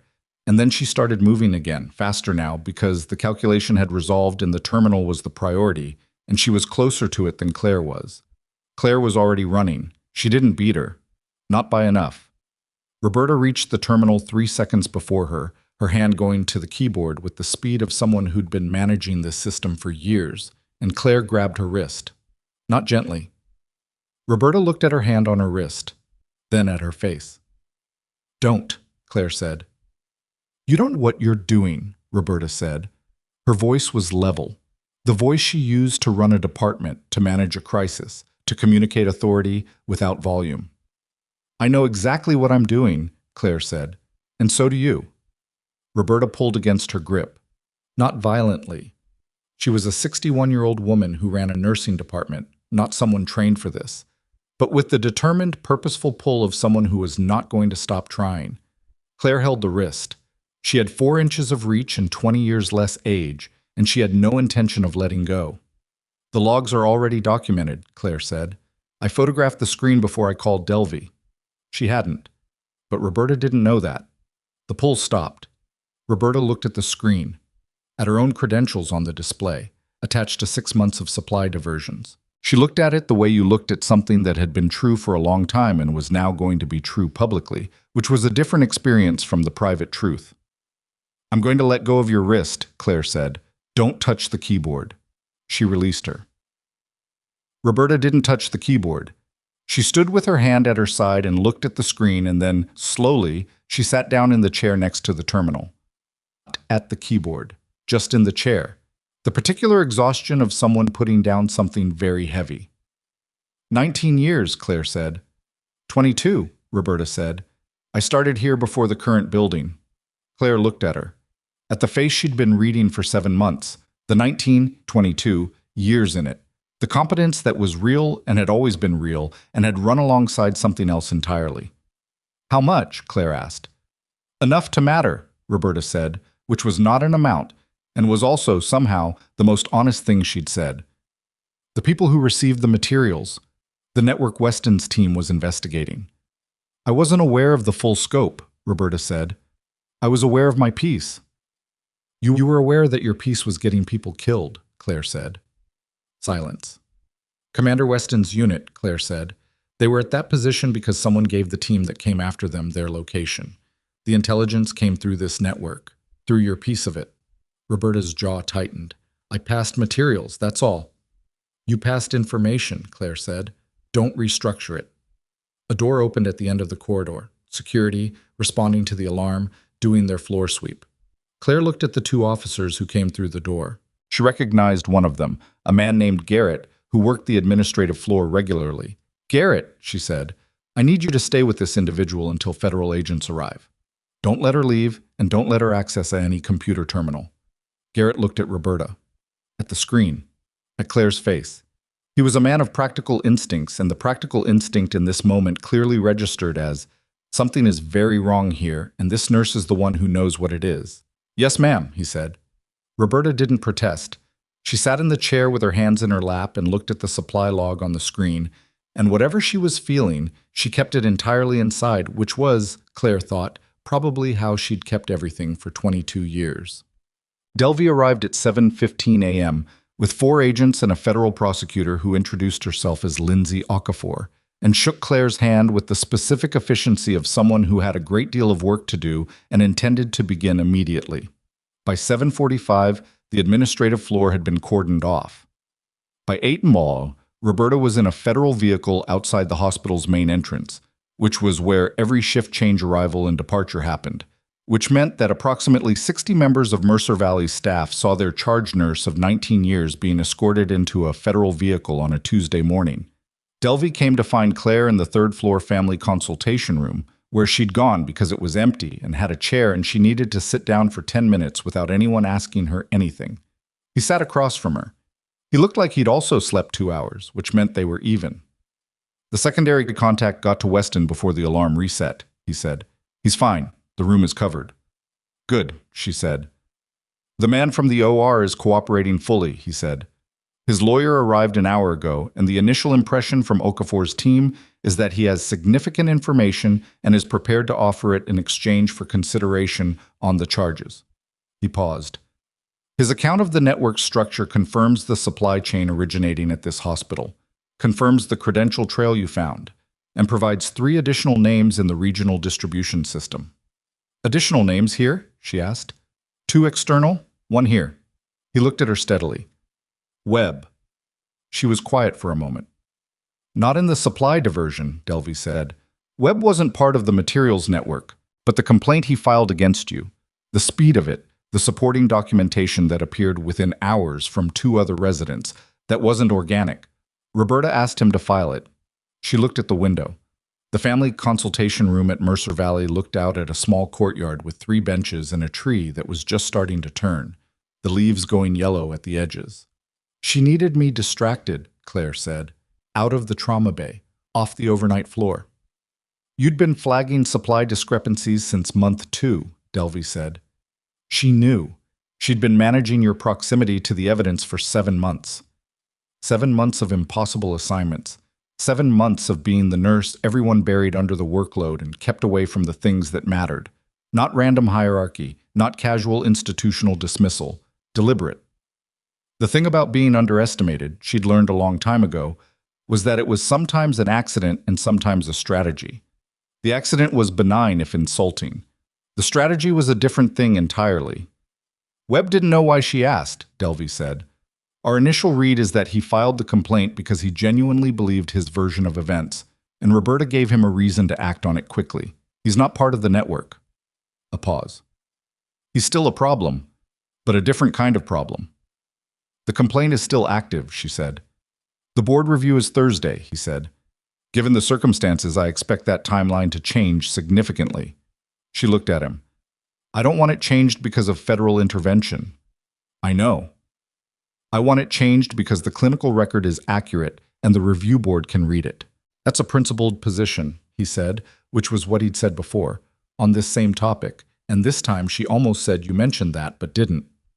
Is there something else? She asked. He looked at her with the expression of someone who had something to say and was assembling how to say it. Roberta made a statement in the vehicle, he said, before her attorney advised her to stop. What statement? She said. He paused. She said she'd been managing your proximity for 7 months because you were the most dangerous person in the building. Her word, dangerous. He looked at her steadily. She said she'd known within your first 2 weeks that you'd find the discrepancies eventually, that your documentation patterns were too precise, your inventory awareness too consistent. She said she'd been trying to get you to quit. Claire sat with that. She didn't know your background, he said. She didn't know who you'd been. She just knew that whoever you were going to be a problem. The courtyard tree outside moved slightly in a wind she couldn't feel from inside, yellow edges on green leaves. She was right, Claire said. Yes, Delvey said. She was. By 9:00 a.m. The story was moving through Mercer Valley, the way stories moved through any contained institution, when something large broke. In fragments, each fragment slightly wrong in some detail, the shape of the truth assembling itself from incomplete pieces that people were filling in from what they knew and what they could see and what seemed to fit. Claire was aware of this the way she was aware of most things in the hospital, peripherally, continuously, without making it the center of her attention. She was in Weston's room when the first wave of it reached the 3rd floor. She'd gone back after the consultation room because there were things she needed to tell him directly, and because she'd realized, sitting in that chair, that she was tired of information traveling through intermediaries when the person she most owed a direct conversation to was 3 floors up. She told him what she'd found, what Roberta had said, what Delvey had confirmed. He listened without interrupting, which was something she'd always valued about him, the ability to receive information without immediately trying to reshape it. 7 months, he said when she was done. 7 months of her knowing and me not knowing, she said, or not knowing clearly enough. You flagged the discrepancy in month 2. I flagged it and accepted the explanation and didn't push, she said. I was trying to keep my head down. I'd built a life here that She stopped. I'd decided not to be who I was before, and staying small felt like part of that decision. He looked at her. Staying small got you to a position where you could save my life. Staying small also let a supply diversion run for a year longer than it needed to. You didn't build the diversion, he said. No, she said, but I knew something was wrong and I chose not to push. She looked at him steadily.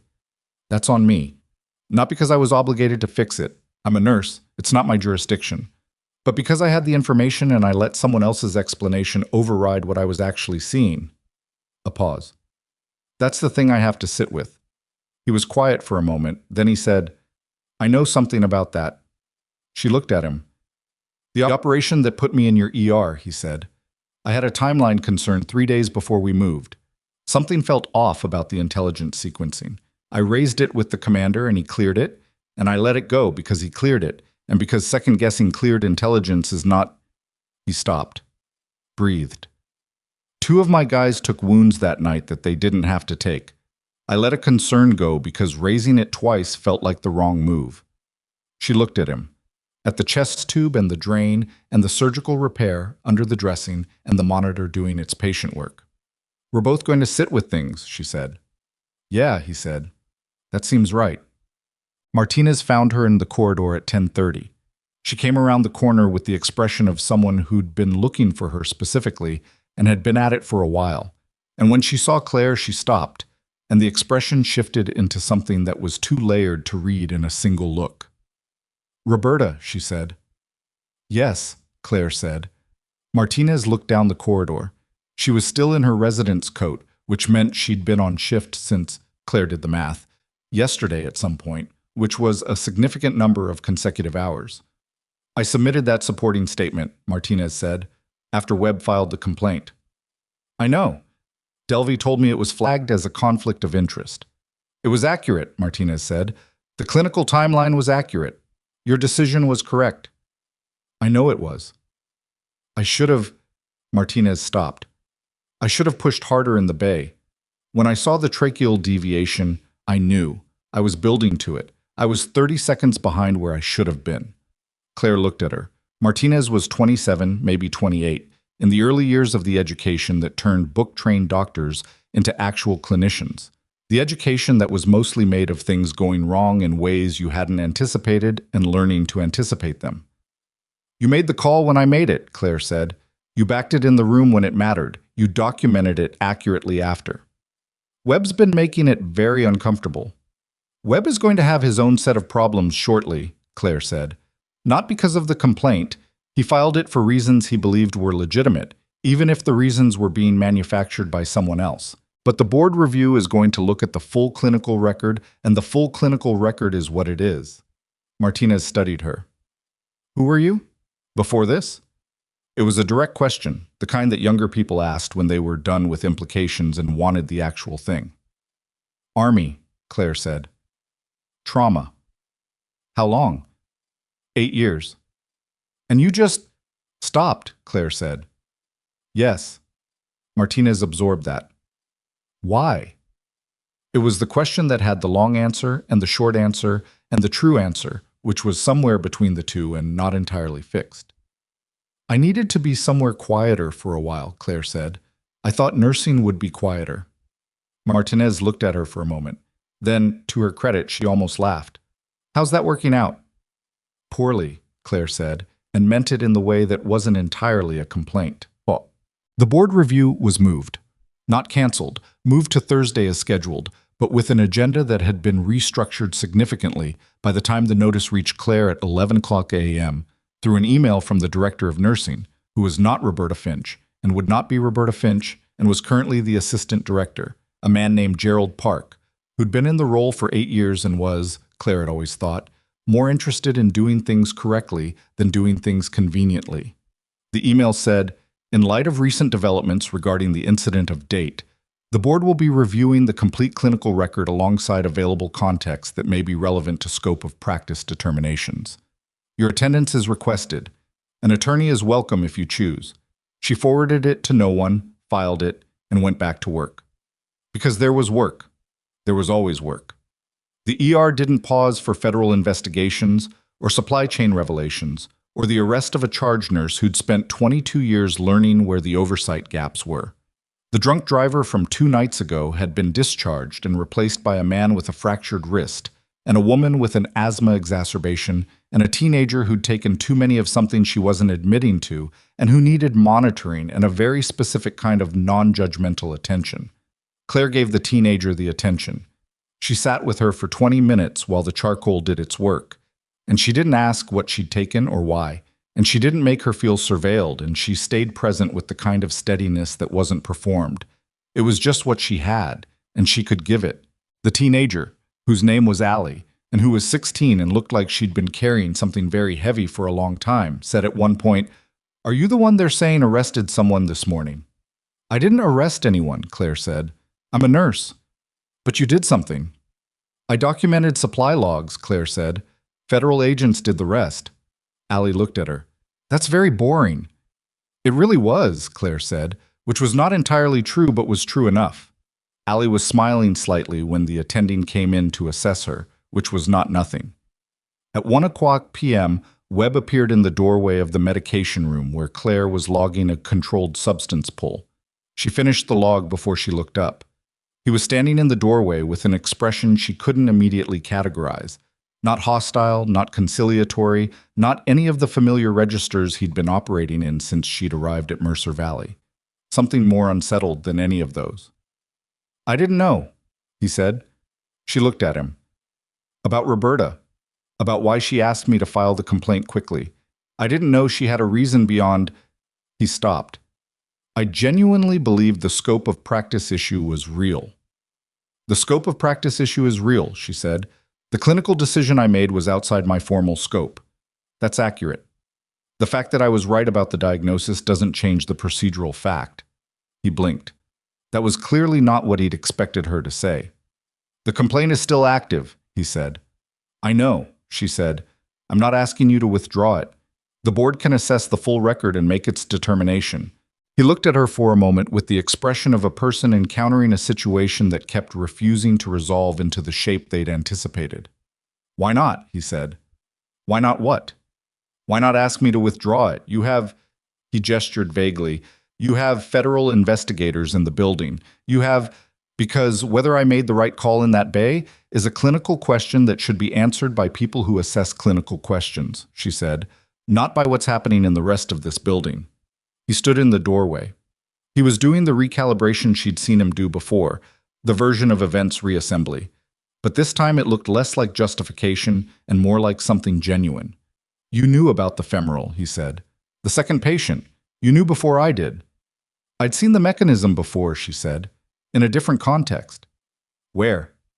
She looked at him, held the look. He nodded slowly, like something had finally landed. "The board review," he said. "Thursday," she said.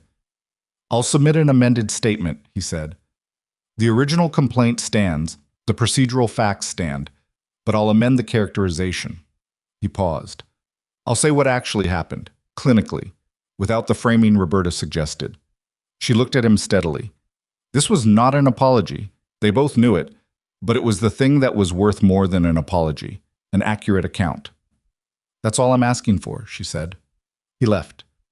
She finished the controlled substance log, checked the math twice, and went back to the floor. At 4 p.m., Okafor's team released a summary to hospital administration, not public, not yet, internal only, that outlined the scope of what had been uncovered. Claire wasn't in the room when it was delivered, but she heard about it within 20 minutes because hospitals, for all their hierarchies, were extremely porous information environments, and by 4:30, every corridor at Mercer Valley had a quality of post-detonation stillness. She was restocking Trauma Bay 1 when Delvey appeared for what she'd counted as his 5th visit to this specific hospital in 24 hours.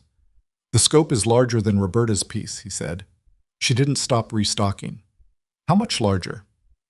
The network that was receiving the diverted materials had 11 distribution points across 3 states, he said. Mercer Valley was the largest single source, but not the only source. 2 other regional hospitals had similar operations running, smaller scale, different personnel. He paused. Total diversion over 26 months amounts to controlled materials with a street value equivalent somewhere north of $4 million. She put the gauze rolls on the shelf. Left side, smallest to largest. The documentation Weston's team collected before the ambush, she said. Was it preserved? Most of it. The ambush was designed to recover it, but they only got to 2 of the 3 team members. The 3rd member had the primary data package. He paused. It's in federal hands. It names names across the entire network. Another pause. Including the person who authorized the ambush on Weston's unit. That authorization came from outside the supply chain, from the organization receiving the materials at the far end of the distribution network. She lined up the IV bags, checked the expiration dates. They used this hospital to fund an operation, she said. Over 2 years, yes. And Roberta. She'll be charged with healthcare fraud, federal supply diversion, material support. The last one is going to depend on how the prosecutor builds the chain of knowledge. Delvey looked at her. 19 years of service to this hospital. It's 22, Claire said. He looked at her. She said 22, Claire said. She started before the current building. He was quiet for a moment. She closed the supply cabinet, checked the decompression kit on the wall. Right gauge, right placement, checked the chest tube tray, checked the crash cart seal. Everything in order. She told the agents in the vehicle, Delvey said, that she'd started out thinking it was a small thing, a diversion of surplus, something that wouldn't touch patient care. It touched patient care, Claire said. Yes. People with those materials at the other end of that network, they used them in ways that sent people to hospitals. She looked at the trauma bay. At the bed where Weston had been 2 nights ago, where the man with the femoral wound had been 12 hours ago. Maybe to this one. Possibly, Delvey said. She picked up her supply checklist, finished marking off the items she'd confirmed. There's one more thing, Delvey said. He said it with the particular weight of someone who'd been carrying it through the conversation and had arrived at the moment to put it down. She looked at him. The 2 residents who submitted supporting statements for Webb's complaint, he said, We've been going through their documentation history as part of the broader records review. He paused. One of them has a supply log access pattern that resembles Roberta's. Not as established, recent, possibly new. Maybe 2 months. She looked at him. We don't know yet if it's connected or coincidental, he said. The data pattern could be a documentation error. It could be the beginning of a second thread. She thought about the timeline. 2 months. Roberta knew in month 2 that Claire had flagged the discrepancies. Had she started building a backup? Had she identified someone who could carry the operation if she became exposed? Which resident? Claire asked. Delvey looked at her, and she knew before he said it, with the particular certainty of someone who'd been watching the dynamics of this department for 7 months, and had just finally been given the one piece that made the whole picture resolve. His expression confirmed it half a second before his mouth opened, and whatever he was about to say was interrupted by the sound of the Trauma Bay radio crackling to life. A new incoming, multiple casualties, motor vehicle accident on the mountain highway, ETA 6 minutes. And the ER came alive around them the way it always did, because the work didn't stop, it never stopped. And in 6 minutes there would be people coming through those doors who needed whatever she had to give. She was already moving toward the supply cabinet when Delvey said the name. The name was Martinez. Claire stopped moving for exactly 1 second. 1 second of stillness in a trauma bay that was already beginning to shift into activation mode around her, the tech pulling the crash cart, the incoming radio traffic filling the room with numbers and mechanism and ETA. Then she went back to moving because 6 minutes was 6 minutes, and whatever Delvey had just said had to exist in parallel with the work, not instead of it. How confident, she said, pulling gloves on. The pattern is there, Delvey said. We don't have intent yet. We don't have confirmation it's connected to Roberta's network versus a documentation error. Sofia Martinez has been here 8 months, Claire said. 1 month longer than me. I know. She submitted a supporting statement for my complaint review. She backed my clinical call in the bay in front of Webb. I know that too, Delvey said. She looked at the radio. ETA now 5 minutes. 2 vehicles, head-on, mountain highway, suspected rollover for one of them. Multiple casualties meant multiple bays, meant all hands, meant Martinez was going to be in this department in the next 10 minutes, whether anyone wanted her here or not. Don't pull her yet, Claire said. Delvey looked at her. If you pull her now, you lose whatever she's building, Claire said. 2 months of a pattern is not the same as Roberta's 26 months. You don't know if she understood what she was participating in, or if someone used her credentials without her knowledge, or if it's coincidental. You pull her now based on a pattern, and you may blow the investigation, and you may destroy someone who doesn't deserve it. She held his gaze. Let me work the incoming with her. I'll watch. That's not, you've asked me to do things that weren't standard practice twice in the last 48 hours, she said. I'm asking for 10 minutes. He looked at her for a moment. The particular assessment of a person weighing risk against the knowledge that the person in front of them had, twice in 48 hours, been right. 10 minutes, he said, and stepped back from the bay entrance. The ambulances came in at 4 minutes 50. 2 gurneys, 2 teams, the particular organized noise of a mass casualty activation even at small scale. Voices layered, monitors competing, the smell of trauma that was specific and unmistakable. Claire took the second gurney, a 40-year-old man with a head laceration and a blood pressure that was low enough to matter, and she was assessing him and calling orders before the gurney was fully locked in place. Martinez came in on the first patient, a woman, unconscious, worse mechanism, and she worked with the focused efficiency that Claire had always respected in her, the hands fast and accurate, the calls clear, the sequencing logical. She was good, had always been good. That was the thing about this, the thing that made it complicated in a way that simple villainy wasn't, that competence and betrayal could exist in the same person, and usually did, because people who were sloppy rarely got far enough into a system to betray it effectively. 12 minutes into the activation, with both patients stabilized and boarding for imaging, Martinez came to the shared supply counter between the 2 bays to restock her gloves. Claire was documenting 3 feet away. She wasn't going to say anything. She'd told Delvey 10 minutes to observe, not to confront. But Martinez looked at her with an expression that was different from the expressions of the last 48 hours. And Claire had been reading faces in high-pressure rooms for a long time. It was the expression of someone who already knew.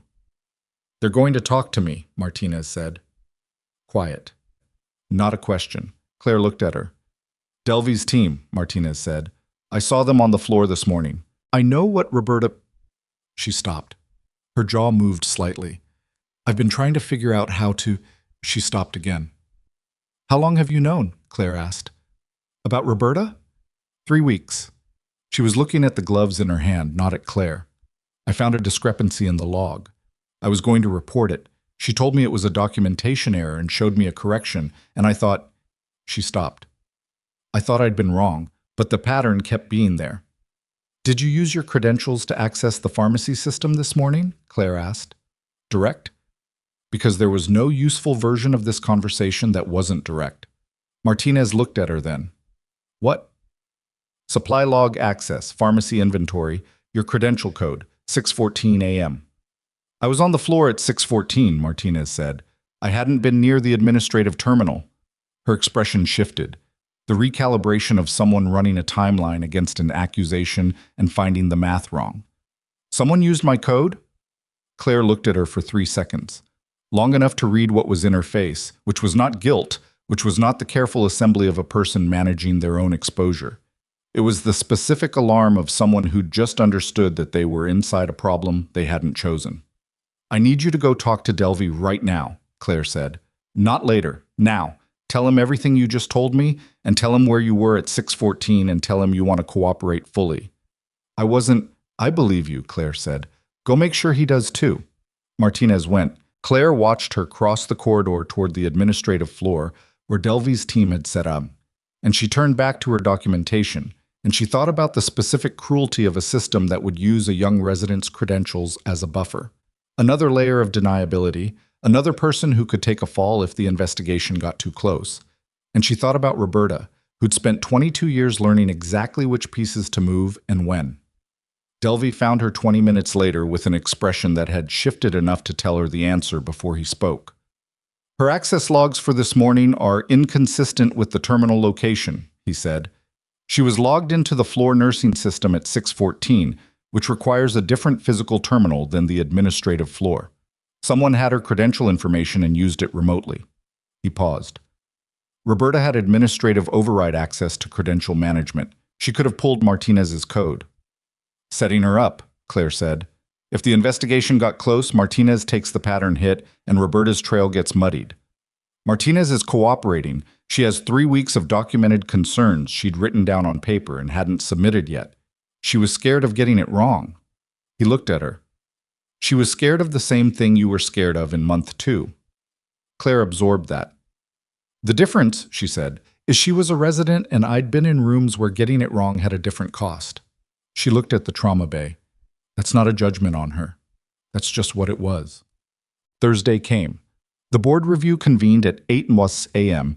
in the administrative conference room on the 4th floor, which had a view of the same courtyard Claire had looked at from the family consultation room 2 days ago.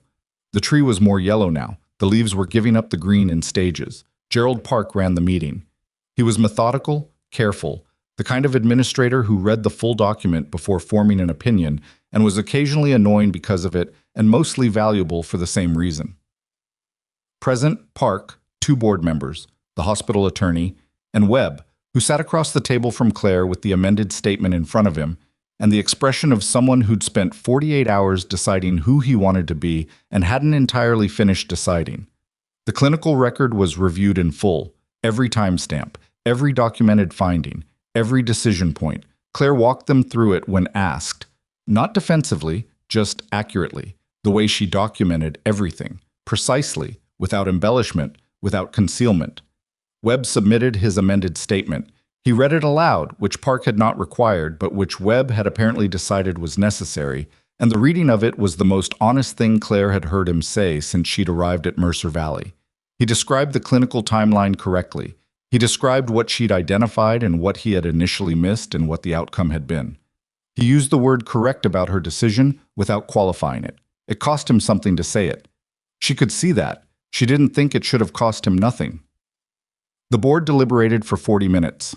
She waited in a smaller room down the hall with a cup of coffee she didn't drink, and she looked at the courtyard tree and thought about 7 months of overnight shifts and restocked supply carts, and everything she'd noticed and not said, and said, and not been heard, and done anyway, because the doing was the thing she could control when everything else was outside her control.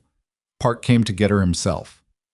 The board is determined that your clinical actions on the night in question, while procedurally outside the formal scope of a registered nurse, were medically necessary, correctly executed, and directly causative of the patient's survival, he said.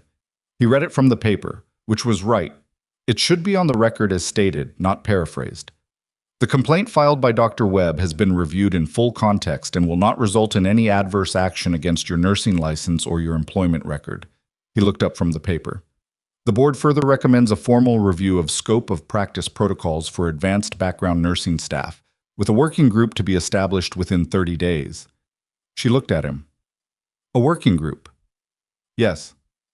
I'll serve on it, she said, if that's an option. He looked at her with the expression of a person who'd expected more response to the first part of his statement and was adjusting to the fact that she'd gone directly to the practical next step. That can be arranged, he said. She nodded. Thank you. She went back to the floor. The full public account broke 11 days later. The federal investigation had been moving at its own pace, the pace of building a case that would hold, that wouldn't collapse under the weight of a defense attorney's first motion, that connected every link in the chain with documentation that could survive a courtroom. Okafor's team was thorough. They were thorough in ways that took 11 days, and in those 11 days, Mercer Valley operated under a kind of suspended reality where everyone knew something large had happened, and most of the details were still controlled, and the corridors had a different quality than before. When it broke completely. The federal charges against Roberta Finch were announced on a Tuesday: healthcare fraud, federal supply diversion, obstruction of a federal investigation, and material support for a criminal organization.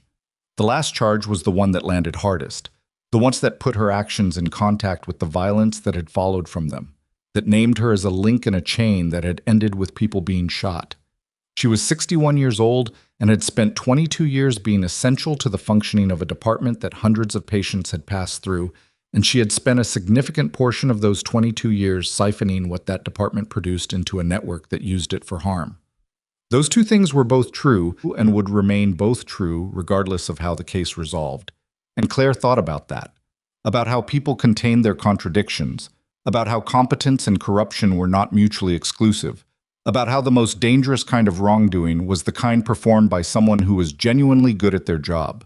Roberta did not take a plea in the first weeks. Her attorney filed motions. The process moved. Dr. Marcus Webb received a formal letter of concern from the residency program regarding the circumstances of his complaint filing. Not dismissal, not suspension, a letter of concern that would sit in his file and be visible to anyone who reviewed his professional history. He was also required to complete 12 hours of ethics training, which was the kind of consequence that looked minor until you understood that in medicine, what was in your file was there permanently, and the people who read files were thorough.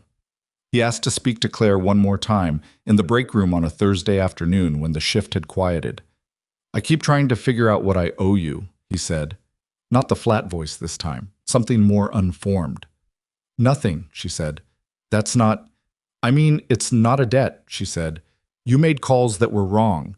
You're going to make calls that are wrong again because that's what people do, and the ones who figure it out eventually are better for it, and the ones who don't aren't. She looked at him.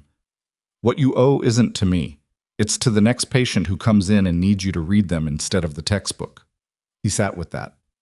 You're harder to deal with than I expected, he said. Not an insult, just an observation landing somewhere genuine. I've heard that, she said. She left him with his coffee. Weston was discharged on a Friday, 17 days after he'd been wheeled through Mercer Valley's trauma bay doors. The chest tube had come out on day 4. The femoral repair had held cleanly. He'd been an imperfect patient. She'd heard secondhand that he'd tried to walk unassisted twice before his surgical team authorized it, and had been told in very direct terms by Dr. Marsh to stop making her job harder, which he had apparently accepted with more grace than expected. He found Claire at the end of her day shift, in the corridor outside the ER, which was where she went when she needed 2 minutes of outside air between one thing and the next. It was cold now, genuinely cold, the October mountain cold that came in fast and didn't apologize for itself. He was in civilian clothes, which made him look different, less imposing somehow, more like a person, and less like the accumulation of what had been done to him. He was moving carefully, the gait of someone managing a healing structure, but he was moving under his own power, and that fact had its own weight. "You look better than the last time I saw you vertical," she said. "Lower bar than I'd like," he said. They stood in the cold for a moment. Down the street, a car turned. Someone's lights came on in an office building across the parking lot. The ordinary operation of a city at the end of its workday. "Delvey told me about the board review," he said. "It went the way it should have gone," she said. "He also told me about the working group, the scope of practice protocols." "Long overdue," she said. "Not just here." He looked at her for a moment. "Are you staying?" It was the question she'd been sitting with since the Tuesday the charges were announced, since the board review, since the particular clarity that came from a situation that had forced everything to the surface and left the landscape different than it had been before. She looked at the hospital entrance, at the automatic doors that opened and closed with the rhythm of an institution that processed human crisis on a continuous loop, that absorbed the worst moments of people's lives and tried, imperfectly, with the limited tools of medicine and human attention, to give them back something viable. 7 months ago, she'd come here to be small, to be quiet, to be the person who restocked supply carts and stayed in her lane and carried her experience in a place where no one would think to look for it. That had not worked out. "I'm staying," she said. "But not the same way." He nodded. He'd understood before she said it.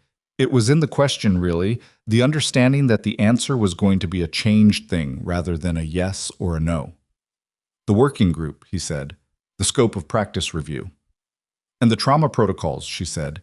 "The ER's been running on procedures that haven't been updated in 4 years. There are gaps that a first-year resident shouldn't have to fall into." She paused. "I know where the gaps are. I've been watching them for 7 months." "You were always going to end up here," he said, "running something." "I wasn't looking for it," she said. "I know," he said. "That's usually how it goes."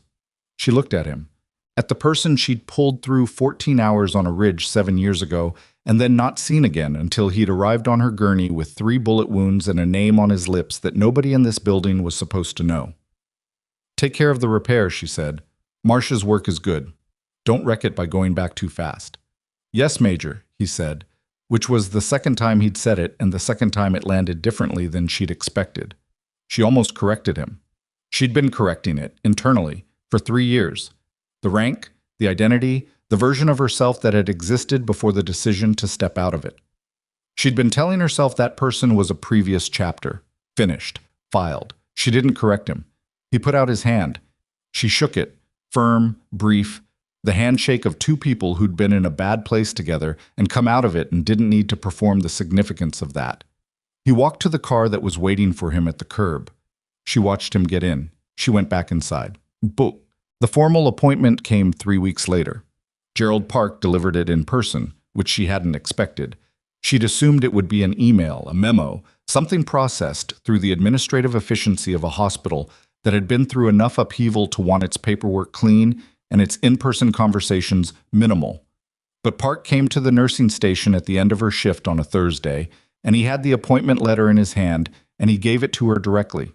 Director of Clinical Trauma Standards, Mercer Valley Medical Center. New position. Not a rebranding of an existing role, an actual new structure, created from the working group's first recommendations, built around the recognition that the gap between what an ER's trauma protocols said on paper and what they needed to do in practice was being managed, inadequately, by individual clinicians making individual calls without institutional support. Her job, close the gap, rebuild the protocols, train to the reality of what came through those doors rather than the theoretical average of what the textbook assumed. Full clinical access, oversight of trauma-based standards, authority to revise procedure in consultation with the medical director, and a seat at every departmental review that touched on emergency protocols, which was most of them. She read it twice, not because she'd missed anything the first time, because the second reading was the one where it became real. The board was unanimous, Park said, including the 2 members who weren't on the review panel, including Dr. Marsh, who was clear that she wanted her name on the record as supporting this. She looked up from the letter. "Martinez?" "Continuing her residency," he said. "The credential investigation cleared her fully. She submitted a formal report on the supply log discrepancies she identified and has requested to participate in the new protocols working group. She should, Claire said. She's good. Park nodded. He looked like he had more to say and was deciding whether to say it. He decided. I've been in hospital administration for 16 years, he said. I have seen a significant number of situations in which the person who was most right about something was also the person the institution worked hardest to sideline. He paused. I don't have a clean explanation for why that happens. I think it has something to do with the fact that institutions are built by people who had power and tend to perpetuate the structures that gave them that power. And someone who sees clearly doesn't always fit those structures. He looked at her. I'm sorry it took this to get here. She looked at the letter. It always takes something, she said. That's the part that's worth fixing. He left. She stood at the nursing station for a moment, the letter in her hand, the overnight shift coming in around her. Petra, who nodded at her with the efficiency of someone who'd watched the last 3 weeks happen and had opinions she was keeping mostly to herself. A new tech whose name she hadn't learned yet. The particular energy shift of one team handing a department to the next. She thought about the night she'd come in for her first shift at Mercer Valley, 7 months ago, with her travel nursing history and her deliberately unremarkable resume and the intention to be exactly what she looked like on paper. A night shift float nurse. Nothing more. She thought about the supply cart and the gauze rolls and the laryngoscope blades and the way she'd learned every corner of this building in the particular thorough way of someone who expected to need to know it and wasn't sure when. She thought about a man on a gurney with blood on his tactical vest and her name on his lips, and the split second in which she'd had to decide whether to keep being the person she'd chosen to be or be the person the situation required. She thought about what it cost to stay small when you were not, at the core, small. The specific daily expenditure of containing what you knew, what you could do, what you saw that others didn't. She'd thought of it as discipline, as a reasonable choice. She understood now that it had also been a kind of waste. Not because her presence at Mercer Valley hadn't mattered. It had. She'd caught 4 medication errors and an appendicitis, an attention pneumothorax, and a femoral bleed. All of it mattered. But because the structure that had required her to be invisible had been built partly by people who were exploiting the invisibility of everyone in it. Staying quiet had not kept her safe. It had kept Roberta's operation running for 7 additional months. That was not a guilt she'd carry forever, but it was a lesson she intended to use. She folded the appointment letter and put it in her jacket pocket and went to help Petra with the handoff. 6 weeks after Rafe Weston had been discharged, he came back to Mercer Valley. Not as a patient, in dress uniform. She didn't know he was coming. He hadn't called, hadn't sent word through Delvey, and Delvey either hadn't known or had known and kept it to himself, which was something she was going to have a conversation with him about eventually. She was in the ER when the charge desk called back to say there was a Navy commander asking for her at the front desk, and she walked out through the main entrance and found him standing in the lobby. The dress uniform changed the architecture of him, made formal what had always been structural, brought to surface what he usually carried underneath. He looked like someone who'd earned something and was wearing the evidence of it. He was not alone. Behind him stood 12 people in various configurations of military and civilian dress, men and women, different ages, the particular bearing of people who'd been in organized, dangerous situations and had come out the other side. His team, or what remained of it. 2 of them had visible recovery constraints, one with a cane, one with the particular careful posture of a shoulder repair in progress. And behind them, filling the lobby with a different kind of presence, were Mercer Valley staff. Not summoned, not organized, just there, the way people appeared when something was happening and they didn't want to miss it. Nurses, techs, residents, the woman from the gift shop who'd worked at Mercer Valley for 12 years and seemed to show up for every significant moment the hospital produced. Martinez was there. She looked like she hadn't slept, which was the condition of residency, but she was there. Gerald Park was there, standing to one side with his hands folded, the expression of a man who had known about this and had chosen correctly not to tell her. Weston looked at her. He came to attention, and he saluted. It was not a casual gesture. It was the full formal salute of a senior officer rendering honors. Held, precise, the kind that meant something specific in the language of people who understood what it cost. She stood very still. Behind him, his team came to attention as well, one by one, even the one with the cane, even the one managing the shoulder, and they all held it. The lobby was quiet. She thought about what to do. She was in scrubs. She was off the official record of the military by 3 years. She was the director of clinical trauma standards at a regional hospital in Denton Falls, Colorado, and she had a working group meeting in 40 minutes and a protocols revision to finish before Friday. She brought her right hand up. She returned the salute. Not because it was required, because it was true. Because the version of her that had earned it had not stopped being part of her when she'd signed the separation papers, and pretending otherwise had always been the less honest option. She held it for 3 seconds and then dropped her hand. Weston lowered his. "The unit wanted to come," he said. His voice was normal volume, not performing for the room, just talking to her. "I told them you'd probably tell us we're making a scene."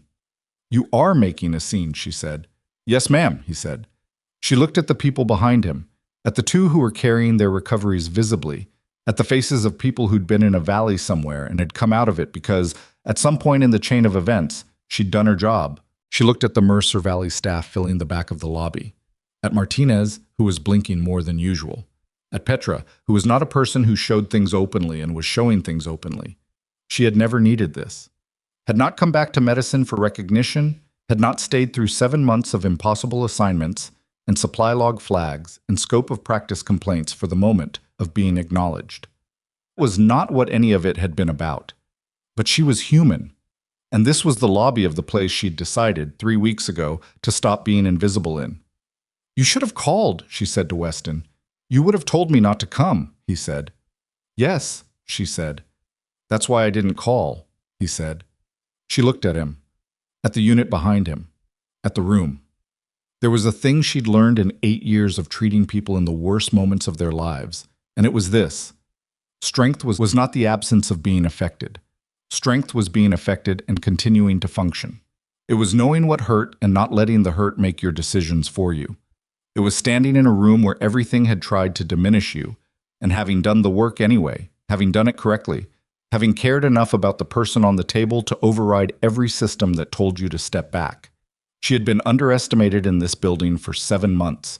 She had been buried under impossible assignments and formal complaints, and the specific cruelty of institutional structures that protected their own operations by making the people who threatened them small. She had been told, in dozens of ways that were never quite direct enough to confront, that she didn't belong here. She had belonged here the entire time. Not because of the uniform she used to wear, not because of the rank, the deployments, the commendations, but because she'd walked in on her first day and noticed which gauze rolls were in the wrong position and fixed them before anyone asked her to, because she'd caught 4 medication errors that nobody would ever count publicly, because she'd sat with a 16-year-old named Allie for 20 minutes and watched her start to come back to herself, because she'd held manual compression on a femoral bleed for 4.5 minutes while walking a gurney to an elevator, because she'd looked at a supply log in month 2 and known something was wrong, and the knowing had mattered even when she'd been too cautious to act on it. That was who she was, not who she'd been, not the rank or the history. Who she was now, in this building, in these scrubs, with this working group and these protocols and this department that had needed someone to see it clearly and had gotten her. She looked at Rafe Weston. "Go home," she said. "Take your unit. Rest." "Yes, Major," he said. "Claire," she said. He nodded. "Claire." He extended his hand. She shook it. The same handshake as before, firm and brief. And this time it felt like something completing rather than something closing. A circle coming around. Not an ending. She'd long since stopped believing that meaningful things ended cleanly, but a resolution. The kind that left the structure changed rather than simply finished. He left. The unit followed. The lobby began its normal motion again. She stood in the middle of it for a moment, the appointment letter still folded in her jacket pocket, the working group meeting still 40 minutes away, the ER behind her processing the continuous current of the work. Martinez appeared at her elbow. "Working group prep," she said. "Conference room B. I pulled the last 3 years of protocol revision records." Claire looked at her. "You look like you're about to say something meaningful," Martinez said. "Please don't. I haven't slept." Claire almost smiled. "Conference room B," she said. 5 minutes. She went back through the ER doors. The supply cart in Bay 1 needed restocking. She stopped and did it on the way through. Gauze rolls on the left, IV lines coiled and bagged, laryngoscope blades sorted by size, smallest to largest. Because the doing of the work was the work, and the work didn't wait for the moments to finish being significant before it needed doing again. That, she thought, was the thing nobody told you about the life you chose when you chose it for real rather than by accident. It didn't get easier. The difficulty was the point. Every shift was going to bring something that required everything she had, and some shifts were going to bring things that exceeded everything she had, and she was going to do the best she could with what she had and document it accurately and show up the next day. She had been invisible for 7 months, and the truth had come out anyway. Not because truth always came out, she was too old and had seen too much to believe that, but because she had kept paying attention even when attention was dangerous, had kept doing the work even when the work was being used against her, had kept being exactly who she was in a place that had been designed by someone to make her stop. The people who build systems to keep others small always assume that small is what those others are. They are almost always wrong. She checked the decompression kit, right gauge, correct placement, everything in order. The radio crackled. She was already listening.